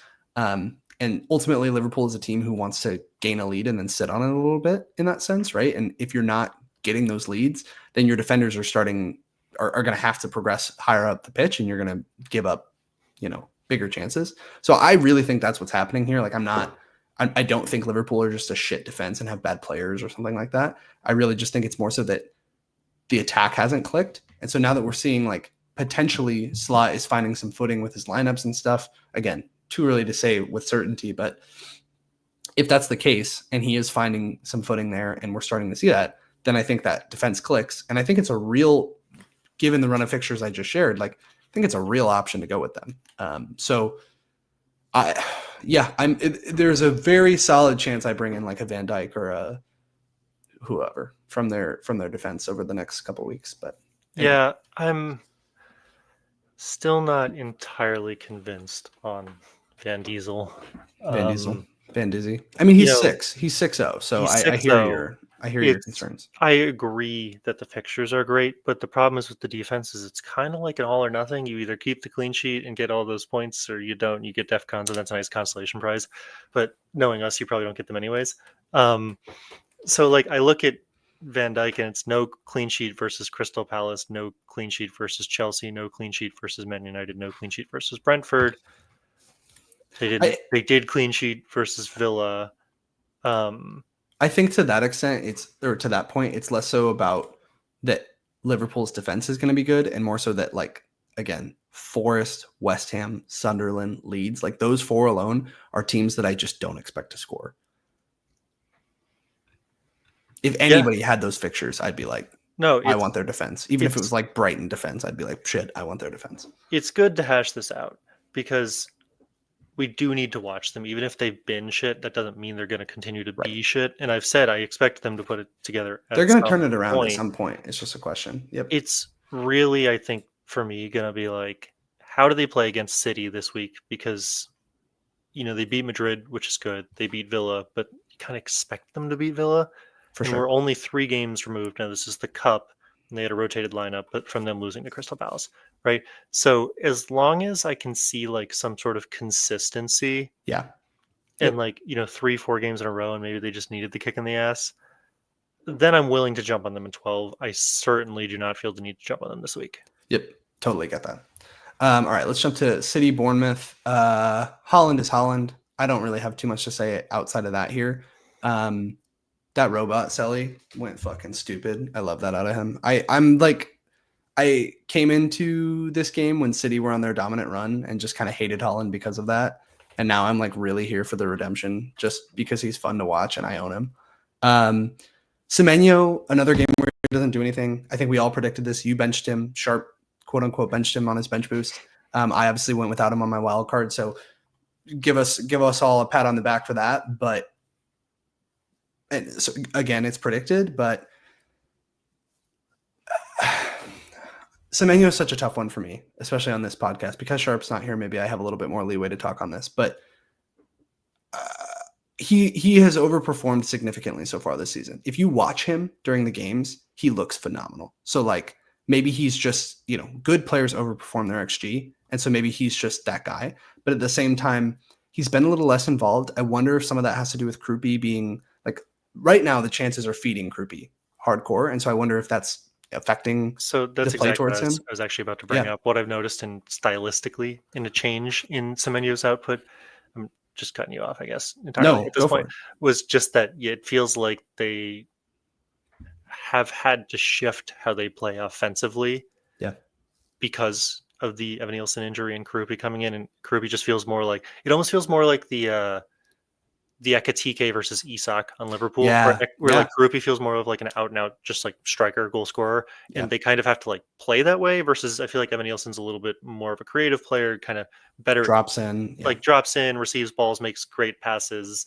Like Evan Nielsen probably feels like a better player for the overall unlocking overall all of the Bournemouth assets, and it feels like they've had to like narrow into like a point to feed Krupi. What I'm not entirely sure of is how much of that is just due to the fact that they had challenging fixtures. Right. And that's where it's hard on Semenyo. Like Yeah. I expected Crystal Palace to be hard. I would have liked to see more versus a Forest team. And then, City is obviously a hard game. And I think obviously to that point, we're happy to be rid of him. And like we all made the right choice again. Now is the one where I'm in question. Like he has West Ham, Sunderland, Everton in 12 through 14. So I would say it's probably not smart to go against him in that time period. 11 is where I'm like this upcoming week against Villa is where I'm like, as someone who doesn't have him, I'm wondering, is this another opportunity to potentially get away with one and not go against him? And go against him? Or is this just like you're playing with fire, dude? You know what I mean? Go get him. So we can talk on that in transfer plans, but I just think it's interesting that he's been less involved. It's worth noting that Evan Nielsen came into this game in like the 65th minute or something. So you expect him to probably, if not work in and, play half the game next time to actually start at the weekend. So does that change it? Do we go back to the Semenyo show? Does Krupi, because he's been scoring every single game, like get more minutes and therefore it diminishes Semenyo's output? Who knows? I just think it's an interesting, and it's not like Villa are Arsenal, but they're a pretty solid defense. So anyway. Villa have been pretty bad this season, but I really see this upcoming weekend Villa versus like Bournemouth being Villa versus Semenyo being like a managerial tactical battle. Yeah. And like honestly, Pep pulled one over Iriel this weekend. Like it was kind of crazy to see how many situations where Holland was just like alone and just had to bully the striker, and you're looking at like the monster boy, and all he had to do was bully the lone center back on him. Like, dude, if I was a Premier League center back, I'd be calling for help every time he gets the ball. He, like, dude, he's so scary. Every time he touches it too, like as someone watching it, the second the ball goes to him, I'm like, he's gonna score.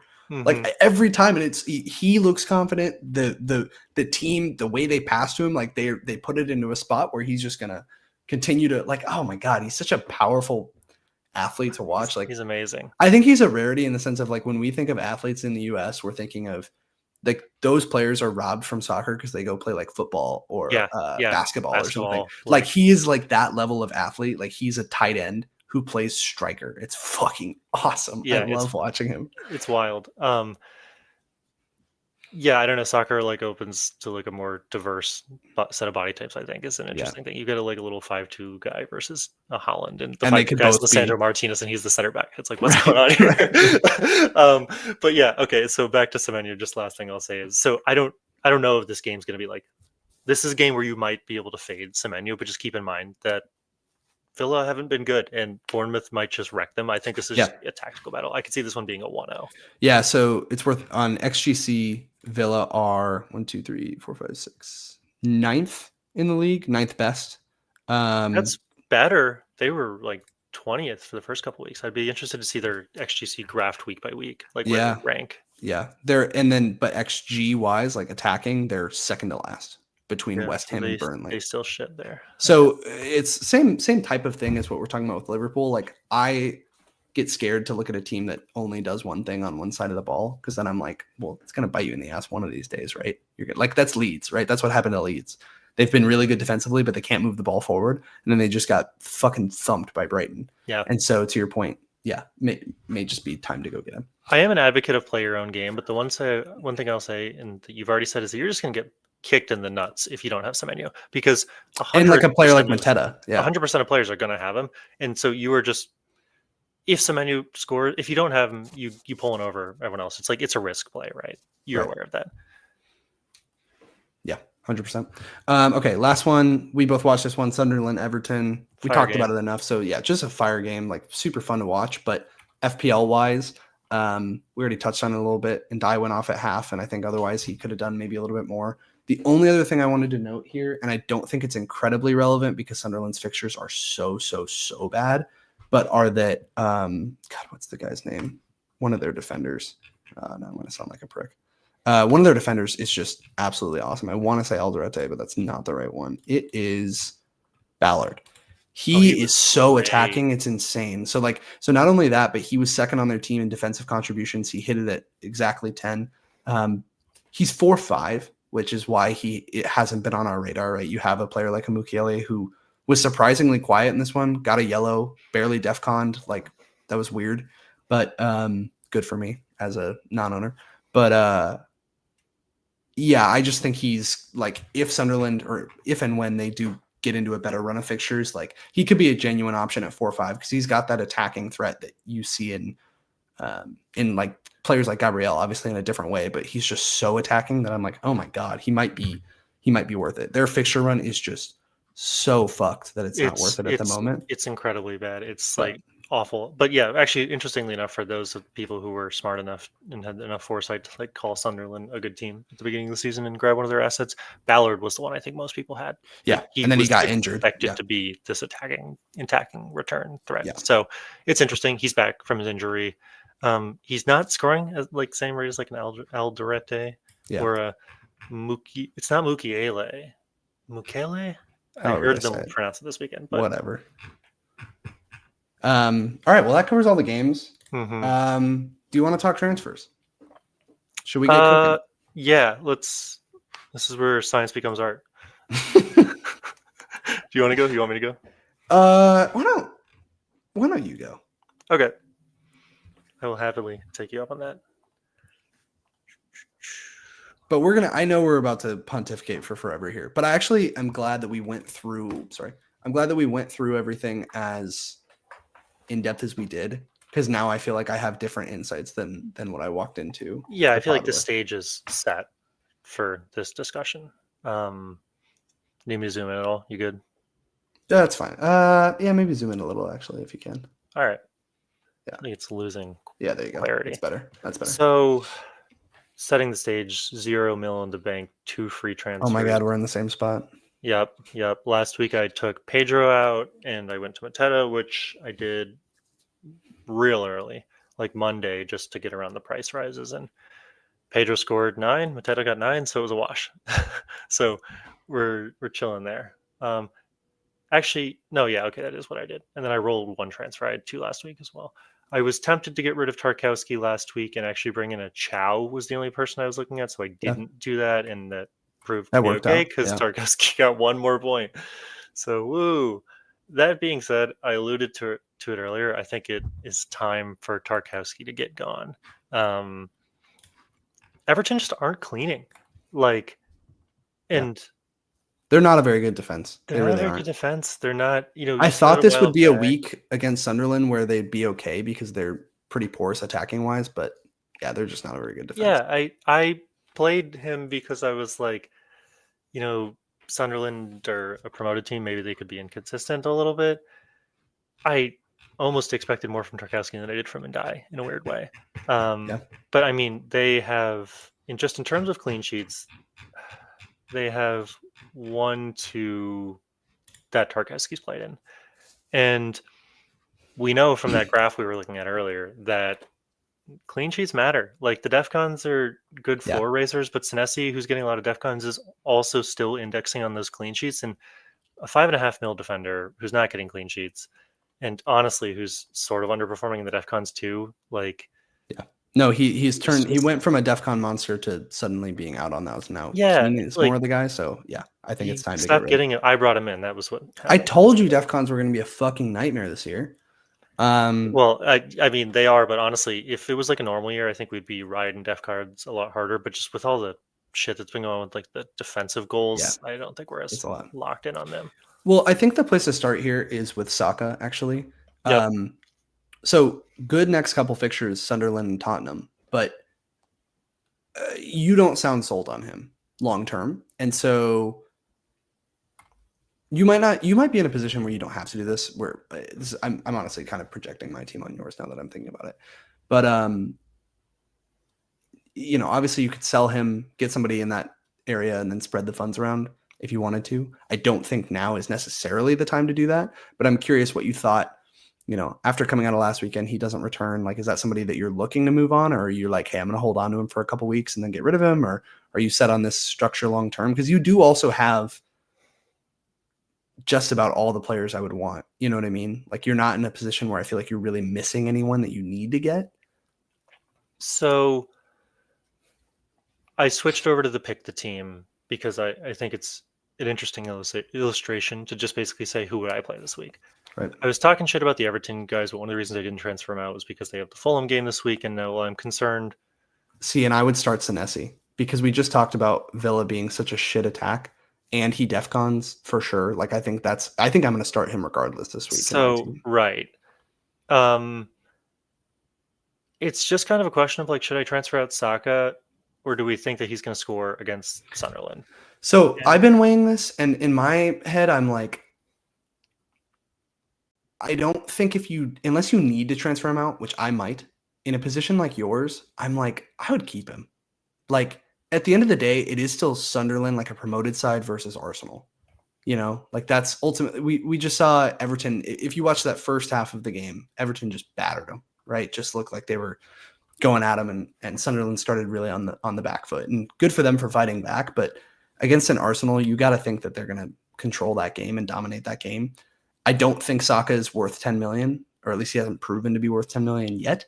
But oh no, don't you do it. Don't you do Bruno again. No, don't worry. So no, I do think he's a play. To give us some clarity, I think the options are roll, have 3 next week, and still probably get rid of Saka, Tarkowski, and Ndai, or jump on at least 2 of those moves this week.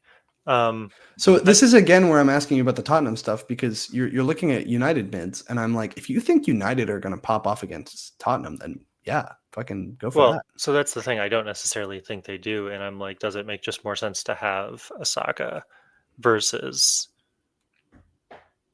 a Sunderland? Or keep in mind, if I get rid of Saka and I get rid of Tarkowski, because pretty happy with everybody else in the team, maybe it's just as simple as picking up a different defender. Like, so if I get rid of Tarkowski, who would you pick up? This is going to be an annoying answer, but I think it depends on if you sell Saka. Because if you sell Saka, I would go get a third Arsenal defender. Mm-hmm. But if you don't, as somebody who just invested in Newcastle defense, I don't know if I'd recommend. Um, I mean, so okay, we've talked about the wheels falling off at Palace, and that's why I didn't want to invest in them defensively. But their run is pretty fucking incredible. So maybe it's worth just going to somebody, yeah, like a Gahey, exactly. Like, Yeah, I've been tempted to just burn a transfer one of these weeks and switch a Richards to a Gahey. I don't know if I want to go on the double because while they do have a good run, they do still concede. Like they're not quite at the rate of an Arsenal yeah, where they're getting clean sheets every single week. In fact, most of the time they're not. And Gahey's only really high up the charts because of his goal threat, attacking, which we yeah, thought that would be Munoz, but it seems like it's Gahey right now in the wheel of Crystal Palace fortune. yeah. Um, so I don't know if I would necessarily be super inclined to double Richards, and that's double Palace with Richards and someone else. And that's sort of like one of the problems I'm having with this. I don't know, like problems I'm having with this Tarkowski transfer as well is because basically It's like a sideways move. it's like double Palace, grab the third Arsenal defender, and then if you don't want to do that, who do you go for? Like genuinely, do you pick up a Chalobah as a short-term punt for the next 2 weeks because of the Wolves and Burnley? You probably don't pick up a Van de Ven because it's Man United Arsenal Yeah, next. definitely not. Like, do you pick up a Burn, but then it's Brentford City next? So there's like not actually like amazing options. Like even Cash, who's like kind of been popping off a little bit from an attacking threat standpoint, still has Bournemouth leads in the next two. And Yeah. so defensively, there's like not actually a ton of amazing games that I'm super interested in the Yep. next 2 weeks. And Fulham is actually decent, Fulham actually could be the play. You could go for. Oh wait, you already have Anderson. but Yeah. I Then just no. I don't expect No, dude. Tarkowski to clean. Sharp's gonna kill me for saying this, but showing when you went back to pick my team, like I think it's a roll. As long as like unless you want to get rid of Saka, which if you do, I'm here for it, and let's talk about that. But if you don't, like if you go to pick my team, like I think you just start Senesi, bench Tarkowski, call it a day. Wait for another day, and make some big moves when 13 comes around. Because I think you're setting yourself up really nicely for any potential Liverpool picks you might want to get if that is a thing that you want to do. You're setting yourself up nicely for other teams that have good fixture runs. So notably, you don't have a United mid right now. You also don't have a Sar from Palace. So those are two players that you could get in upcoming weeks. You could Mm-hmm. do Sar right now if you're not sold on Ndai.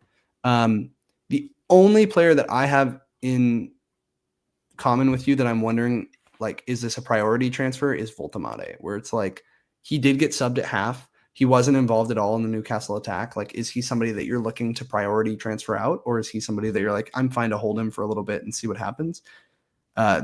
Newcastle do have really good long-term fixtures. My plan was never to hold him, but that's because of like my specific team structure. Yeah. That's a fair you point. were cooking in the background there. No, that was a fair point as well. I completely agree. I mean, here's the thing: the teams are known, right? If you're going to make a transfer, you're making transfer to a specific team, and I think that you said something astute there. In it's just I need to think about who I don't have, not who I have, right? Yeah. What holes do I have that could possibly punish me? Saka Oh. might be more punishing. It might be more punishing to own Saka than not own like a another Arsenal defender plus a United mid, right? Like Like a it might just Bumo, yeah. or if I have questions about Ndai just because their games kind of turn and Ndai doesn't shoot a lot, Yep. like maybe I just downgrade to a Rice and then I capitalize a little bit on some of the Newcastle fixtures. It's kind of just basically like a question of where do I want to spread. Yep. The only thing that's like potentially making me look at a roll this week is 12 is the big fixture swing. Yep. At least for There's Liverpool it is, yeah. Yep, at least for Liverpool there's that's one more week of information. Mm-hmm. There's nobody I desperately want, and I think that the team I have this week to play is decent. So honestly, I might just need to like stock your guys' teams and be like, is this team going to get me in the plunger or not? um, and then just make my decision on that. Because like I'm not entirely, I don't think it's better to pick up an Mbumo versus a Tottenham than to have a Saka necessarily. But the upside is the timber. Any move I make, the thing is though, is I get a ton of money in the bank. Right. Getting rid of Saka and anybody I want to bring in as a replacement to him Yep. guarantees me money. You know, I can even Yep. still do a Saka out and bring in a Bruno and And still have cash. And I think the flip side of that, and why I was interested in having Saka last week and potentially this week, is because of exactly what you're saying. Like long term, okay, you're like, I can, this is a cash cow, I can distribute these funds, but Saka's like 10% owned, so he's a great differential to have going into this week. You know, assuming you believe that there is something there. Like this is all hinged on like, do you think Saka is actually a solid pick? And if it is, then I like the role for you, and I know that's again sharp. It's going to kill me, but I do think that's right because to your point, like in 12, you could see this also shows that you have some faith in Tottenham. But let's say that you know United look pretty good, or Bumo or Bruno look really good against Tottenham, then you have the opportunity to get them in for that run. So that if you look at 12 to 20, so 8 fixtures from there, top of the fixture ticker is Liverpool, then it's United, Bournemouth, Fulham, City. So I think you're notably missing a United mid. You're notably missing Liverpool players, but you don't need to rush to get either of those this week if you don't believe that. Like selling Saka versus Sunderland to me just feels like, unless you're really convicted of like there's somebody that you need to have that you don't, I wouldn't. That's kind of how I feel about it. Nope, I agree. I am scared about not having United mid. That is one For of sure. the places where I think that the points, while spread across the team, have been consistent enough amongst the players. And when I was talking about how United, I don't know, I'm going to talk myself in circles. United are also, they might be able to punish a Tottenham specifically.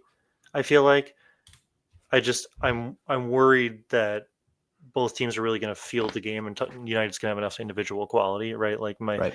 it's just hard to have hope as a Spurs fan sometimes, right? Like Well, that's yeah. That's why I was really eager to talk to you about it, is because I'm like, is this a blip, or is this like, no, we're just going to start to see Spurs really struggle? Because I'm curious what the solution is for Frank coming out of a game like that. You know, you're completely exposed. I think there have been a few games this season that I've seen of Spurs where I've been like, ooh, they were like against Iraola was one of them where I was like, ooh, when they can't get the ball moving, they really can't get the ball moving. right. So I think it's like maybe they're going to have some, because they've also had some pretty solid defensive games. So if they can stay defensively sound, then they're going to be okay. But they're not going to, you know, crush you on the other end. If you're set up in the right way to be able to pick them apart, though, I think they're really on offer. So they're a little bit of like a variable team, it seems like, in that sense to me. So 100% agree. And it's just a question of like, what is going to be United's plan to get past us? Because we have actually a pretty good group of defenders and a pretty good group of center midfielders. And I feel like it's going to be a game where we concede a lot of possession to United, and then United might get a couple goals because of that. And I don't think we'll probably be a huge threat to United. That's just my opinion. I need to look into that before I like formulate a better opinion. But yeah, I don't know. I don't want to belabor the point. I haven't like made my transfer decision. Rolling seems like the most likely, just because in 12 I'll have I like the role. more information, and I'm not entirely sure who I would go to, but sometimes inspiration strikes. So And from a risk perspective, I don't think like not owning a United mid could prove to be the wrong decision. So that's worth like considering. But I don't think that you're at an EO perspective where like, what is Bumo at? Let's actually look. His total ownership is 28%. So yeah, that's solid. But like you compare that to a Semenyo, what is he, like 40? It's got to be something crazy high. 64. So like, yeah, you're at threat of a player like a Bumo. You're not really at threat of Bruno. He's not very highly owned. So again, if you have conviction on that, go for it. But I think that's like, I think you could argue that either Saka or Mbumo, like I think you could pick either one of them and say that either one of them is going to score more than the other this week. In which case, I don't think it necessarily benefits you to go to the other one. I would almost, in that case, lean towards the less owned one where you could make more gains in that sense. I also just think if you think about Arsenal's attack, I feel like I'm much more confident that Saka is involved than Bumo. I love Bumo as a pick, and like obviously he's in my team, and I think he's incredible, and he will be involved in their attack a lot. But if I was in your shoes, I'd probably be like, you know what? I'll take Saka versus Sunderland. It's close though. The real only concern is just that Spurs can't put up enough of an attacking threat, and that United just with enough Just tear chances them to apart. score. Yeah. Like that is my fear. Like the players are good enough to put those away, right? Yeah. And that was sort of the thing with the Chelsea game, is that the players were good enough to capitalize on those low XG chances if they're there. Yeah. So we'll see. What I'm going to have to do is dig into the stats and try to figure out why Tottenham had such a reversal of fortunes in this Copenhagen game in the Champions League, and that'll probably be my decision-making thing. But I agree, on paper, having a Saka is probably better. It's just a question of, do we think that Timber is more likely to clean sheet than, or get like a goal or something, than Saka is more likely to score? So yeah, very fair. That's enough with me. All right, let's do it.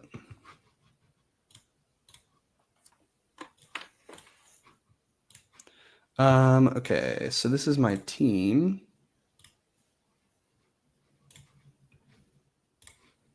Okay. Yeah, this is my team if I were to make no transfers. So 4 at the back. Like I said, I'm very confident in Senesi this week. Chow, I bought double Newcastle defense. I think it's worth starting. I'm not really scared of Brentford from an attacking perspective. But on the flip side of that, you have a player like Thiago that I own, that I am benching currently against Newcastle, assuming that they're going to right the ship and that this is going to be a tough game for Brentford too. I could really see that being a 0-0 though. That's what I'm saying. So in my head, that's why I have him on my bench. Voltamade is the one that, like, knee jerk immediately after the weekend, I was like, I just get rid of him. Just get him out. Like, if he's going to be a player who's going to be rotated, they have their Champions League game tomorrow. So I'm curious to see like how many minutes he plays and whether that informs me at all. The problem is from a transfer perspective. So remembering this squad, right? Couple things. I don't own Mateta or Semenyo, and those are going to bite me in the ass. It could be that these are this week. I can get away with that for another week, but it feels like a risk. And unlike last week where I was happy to take it on with Voltamade versus West Ham, I was like, I'll fade Semenyo for a week, or Mateta for a week, and Saka versus Burnley, I'll fade Semenyo for a week. This week feels a little less that way.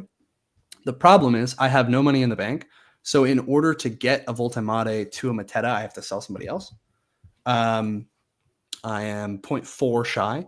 So that's where it opens me up to either making some sort of a defensive transfer and downgrading somebody like a Senesi or a Chow, which I don't think I want to do. I'm not opposed to it. And I could look at this again, right? Like, let's say this week, Newcastle get 2 goals scored on them against Brentford. I'm shipping him. So maybe that is the right choice, is just to get rid of a Chow right now.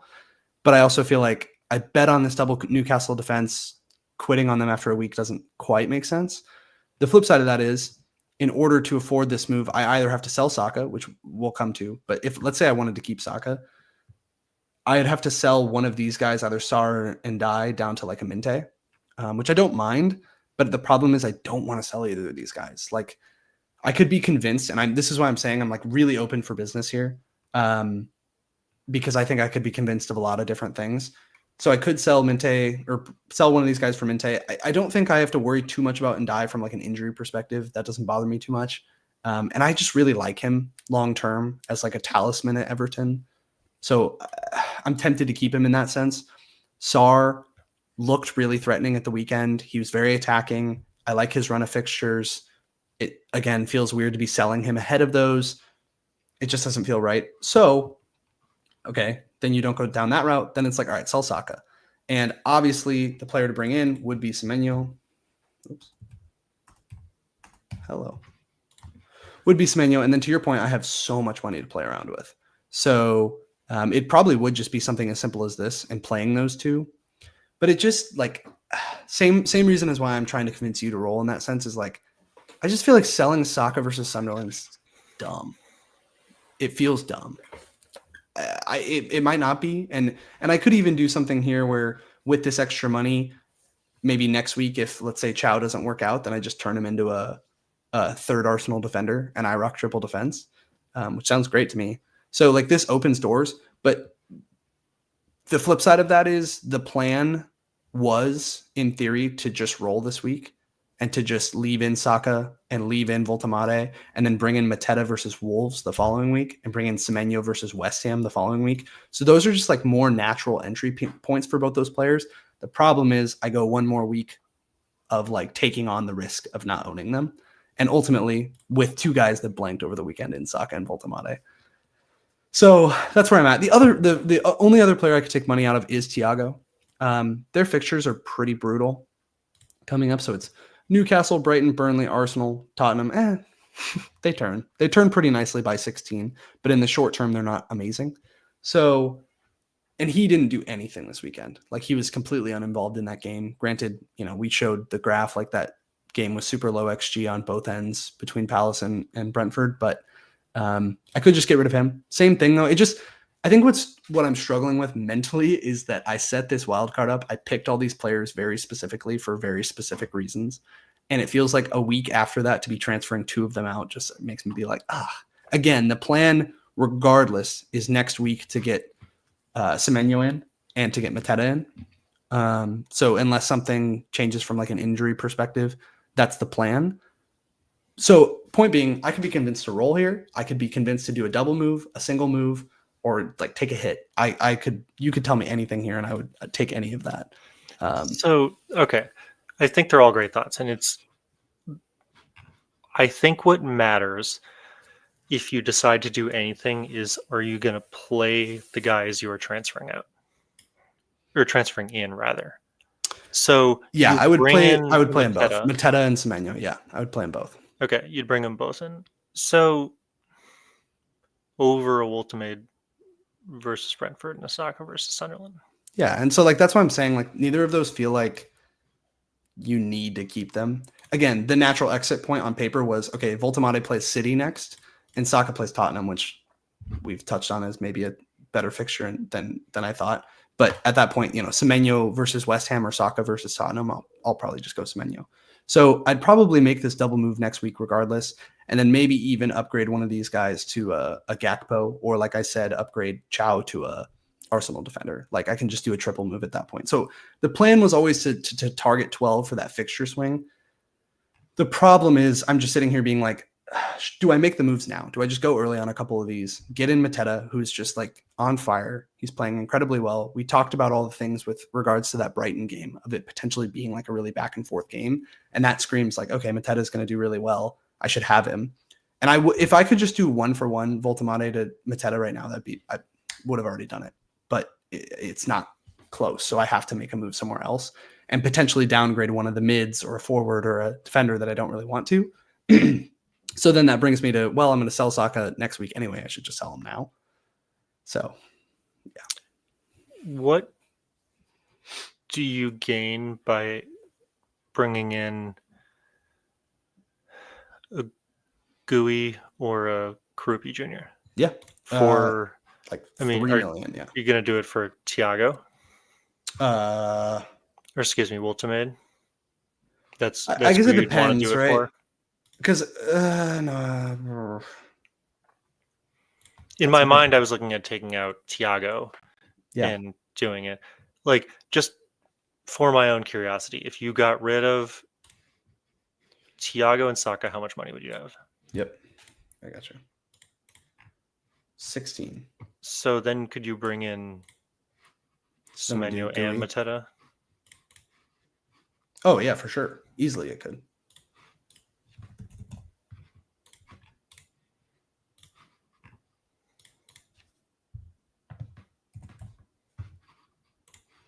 Oh, wow, it's actually close. But yeah. So, wait, do you have enough money to do this? You do. Yep. So, what you're losing here, another Arsenal defender. What you're gaining, the Mateta and the Semenyo, so you don't get punished by both of them. Or you're not losing an Arsenal defender, but you're losing another Arsenal pick, and they're all just so overpriced that you can't now 1-to-1 to them. And I mean, you're not sacrificing the Voltemade. The only problem with Voltemade is Brentford and City are kind of challenging games in the next game. So that's why when you asked would you sell Thiago or Voltemade, I was like, well, I don't know, because the whole reason why I was planning on getting rid of him is because the fixtures do kind of turn for them a little bit. Brentford, City, Everton, Tottenham. Like, I guess after City, it's fine. Like, maybe this is the right play, right? Like, don't give up on him super quickly. I actually like this a lot, Mac. I don't And know. I don't feel like I'm giving a whole lot up on Thiago. It's just changing my structure completely to the triple forward, like 3-4-3 style.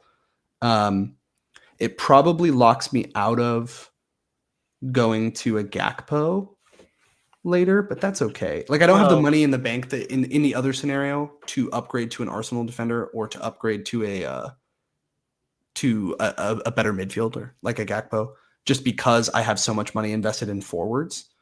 But I could also just wait a couple weeks, make a double move in like 13. So I don't like this team structure is the only thing. As someone who has 3 forwards, it doesn't feel great, and you need 2 moves to get out of your forward because you need to get rid of your forward and make another transfer somewhere else in the field. So in that regard, when I look at your team, and I just look at the biggest problems in your team, it feels like Voltermade is a bigger issue than Saka versus Sunderland. Just Voltermade, period. Correct. And it feels like not having a Crystal Palace defender is also a problem. Yeah, that's a big threat for sure. I think I'm okay with it if I have like so either Newcastle start performing the way I expect them to, or I get in a third Arsenal defender, and then I'm not really worried about it. But I do hear you on that, but I also think that option is always there, right? Because I can always do a straight Chow to Gahey or Richards, or I could do a straight Senesi to Gahey or whatever. But so there's no way you get rid of Senesi, right? I could. No, but you just said his run gets amazing, which is that's true. That's true. I think I'd be more likely to get rid of Chow, but so yeah, I think I'd probably do that on its face. And so that's something I can do and I'm happy to do if like I think that would probably be the move I would make next week if Newcastle looked like shit. Would be like either that or to an Arsenal defender. Sharp's not going to like this, but if you have a strong playing 11 and you're not really at risk, like I'm at risk because I have 0 United players, right? I'm at risk because I don't own Semenyo and Mateta. Like I think that's the thing. That's the thing that's really like I would be okay with this team if it wasn't for that. Like that's actually what's killing me right now is those 2 guys could both have decent fixtures on paper. They're playing Villa and Brighton. Like those are both pretty decent fixtures on paper. And I'm not convinced that these 2 are going to outscore them enough for me to take on the EO risk. Yeah, that's the thing, right? So there was a period for like 2 weeks a couple years ago in Haaland's first season where I mean he was just printing goals, and kind of like I took a calculated risk on him for 2 weeks and transferred him out for Salah, and then it proved to be the right move because nobody moved on Haaland, and I had a ton of upside. So I guess the real question is do you think that you're comfortable with the level of risk you are setting yourself? Because if you do rip up your team structure that you just wildcarded into and Semenyo doesn't score, you're going to feel like a big fat idiot. Right. And so from that perspective, from the Saka side of it, like if you said, hey, just Saka versus Semenyo this week, are you comfortable with that risk? I'd say yes.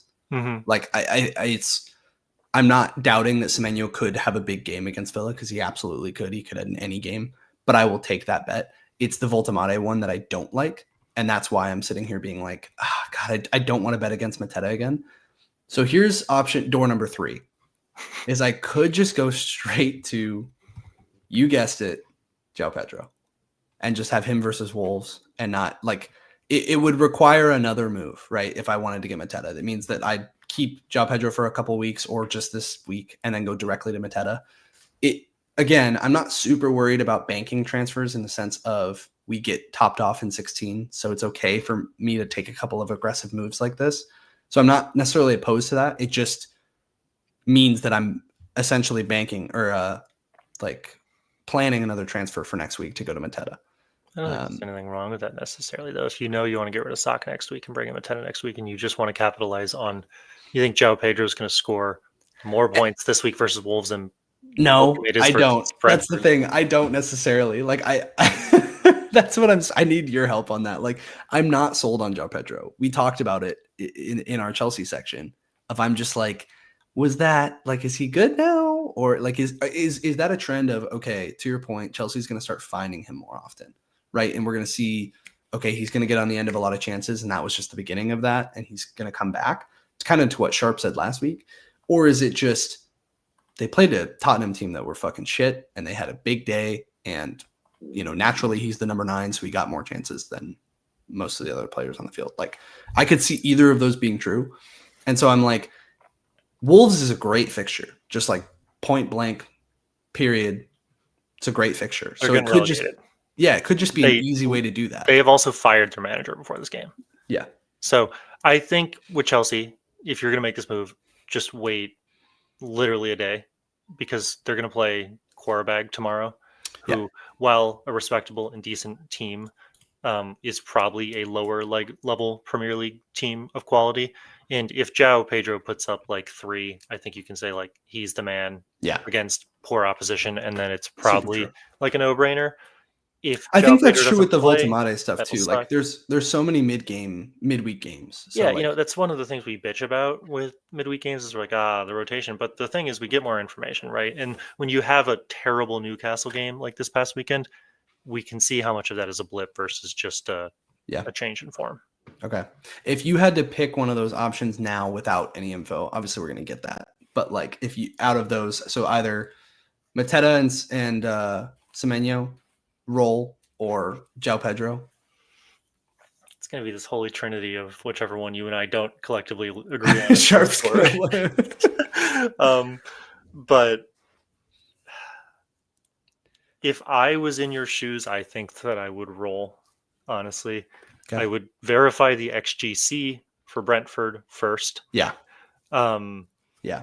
I mean, they're a solid defense. Like, them and Brighton. That's why I said this before the Palace run, right? Of these last 2 games of being like, Brentford and Brighton aren't like these amazing games for Palace. And obviously Mateta scored last week, but we saw it in our graphic, right? They put up like 0.7 XG. It's not like it was a thwomping, right? So, I think Brentford are a fine defense, and I think Newcastle have struggled offensively. So I'm not like expecting a ton of goals there. That being said, the reason of picking Voltemade in general is just that he is the Newcastle number 9. The ball's getting to him a lot.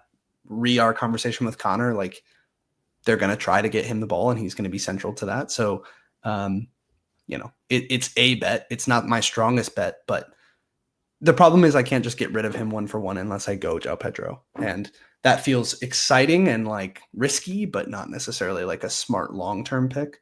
I guess you've stated that you don't really care about the long-term picks because you're getting topped off with AFCON, right? Correct. Like, I think it would just. If I'm looking at it, just purely in isolation, I would say Joao Pedro is more likely chance of not only getting 1 goal but getting more than 1 goal against Wolves. I completely agree. Because I think really what you got to look at the value of the transfer is not just the upcoming week, but the 2 weeks or the 3 weeks. So in the next 4, Walter plays Brighton, City, Everton, Spurs. Right. In the next 4, Joao Pedro plays Wolves, Burnley, Arsenal, Leeds. So Joao Pedro in the next 4 is playing. Yeah, damn! I didn't really promoted sides and Arsenal. So you need cover for that Arsenal week.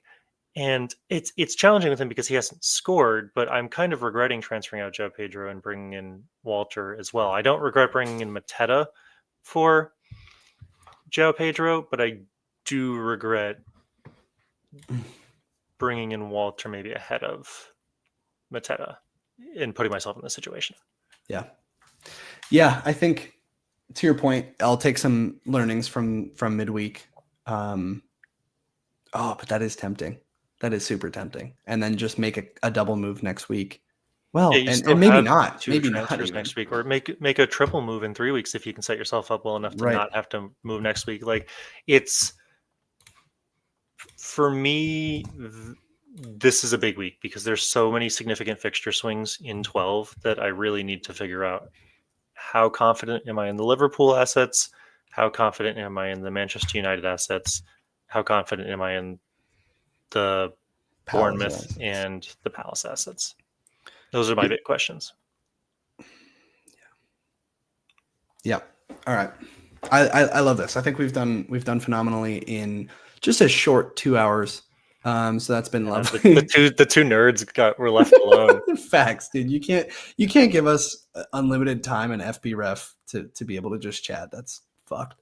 All right, it's been lovely. We've gone on way too long, but cheers, guys. We'll catch you for the next one, and hopefully I won't be wearing this fucking monkey suit. So Peace.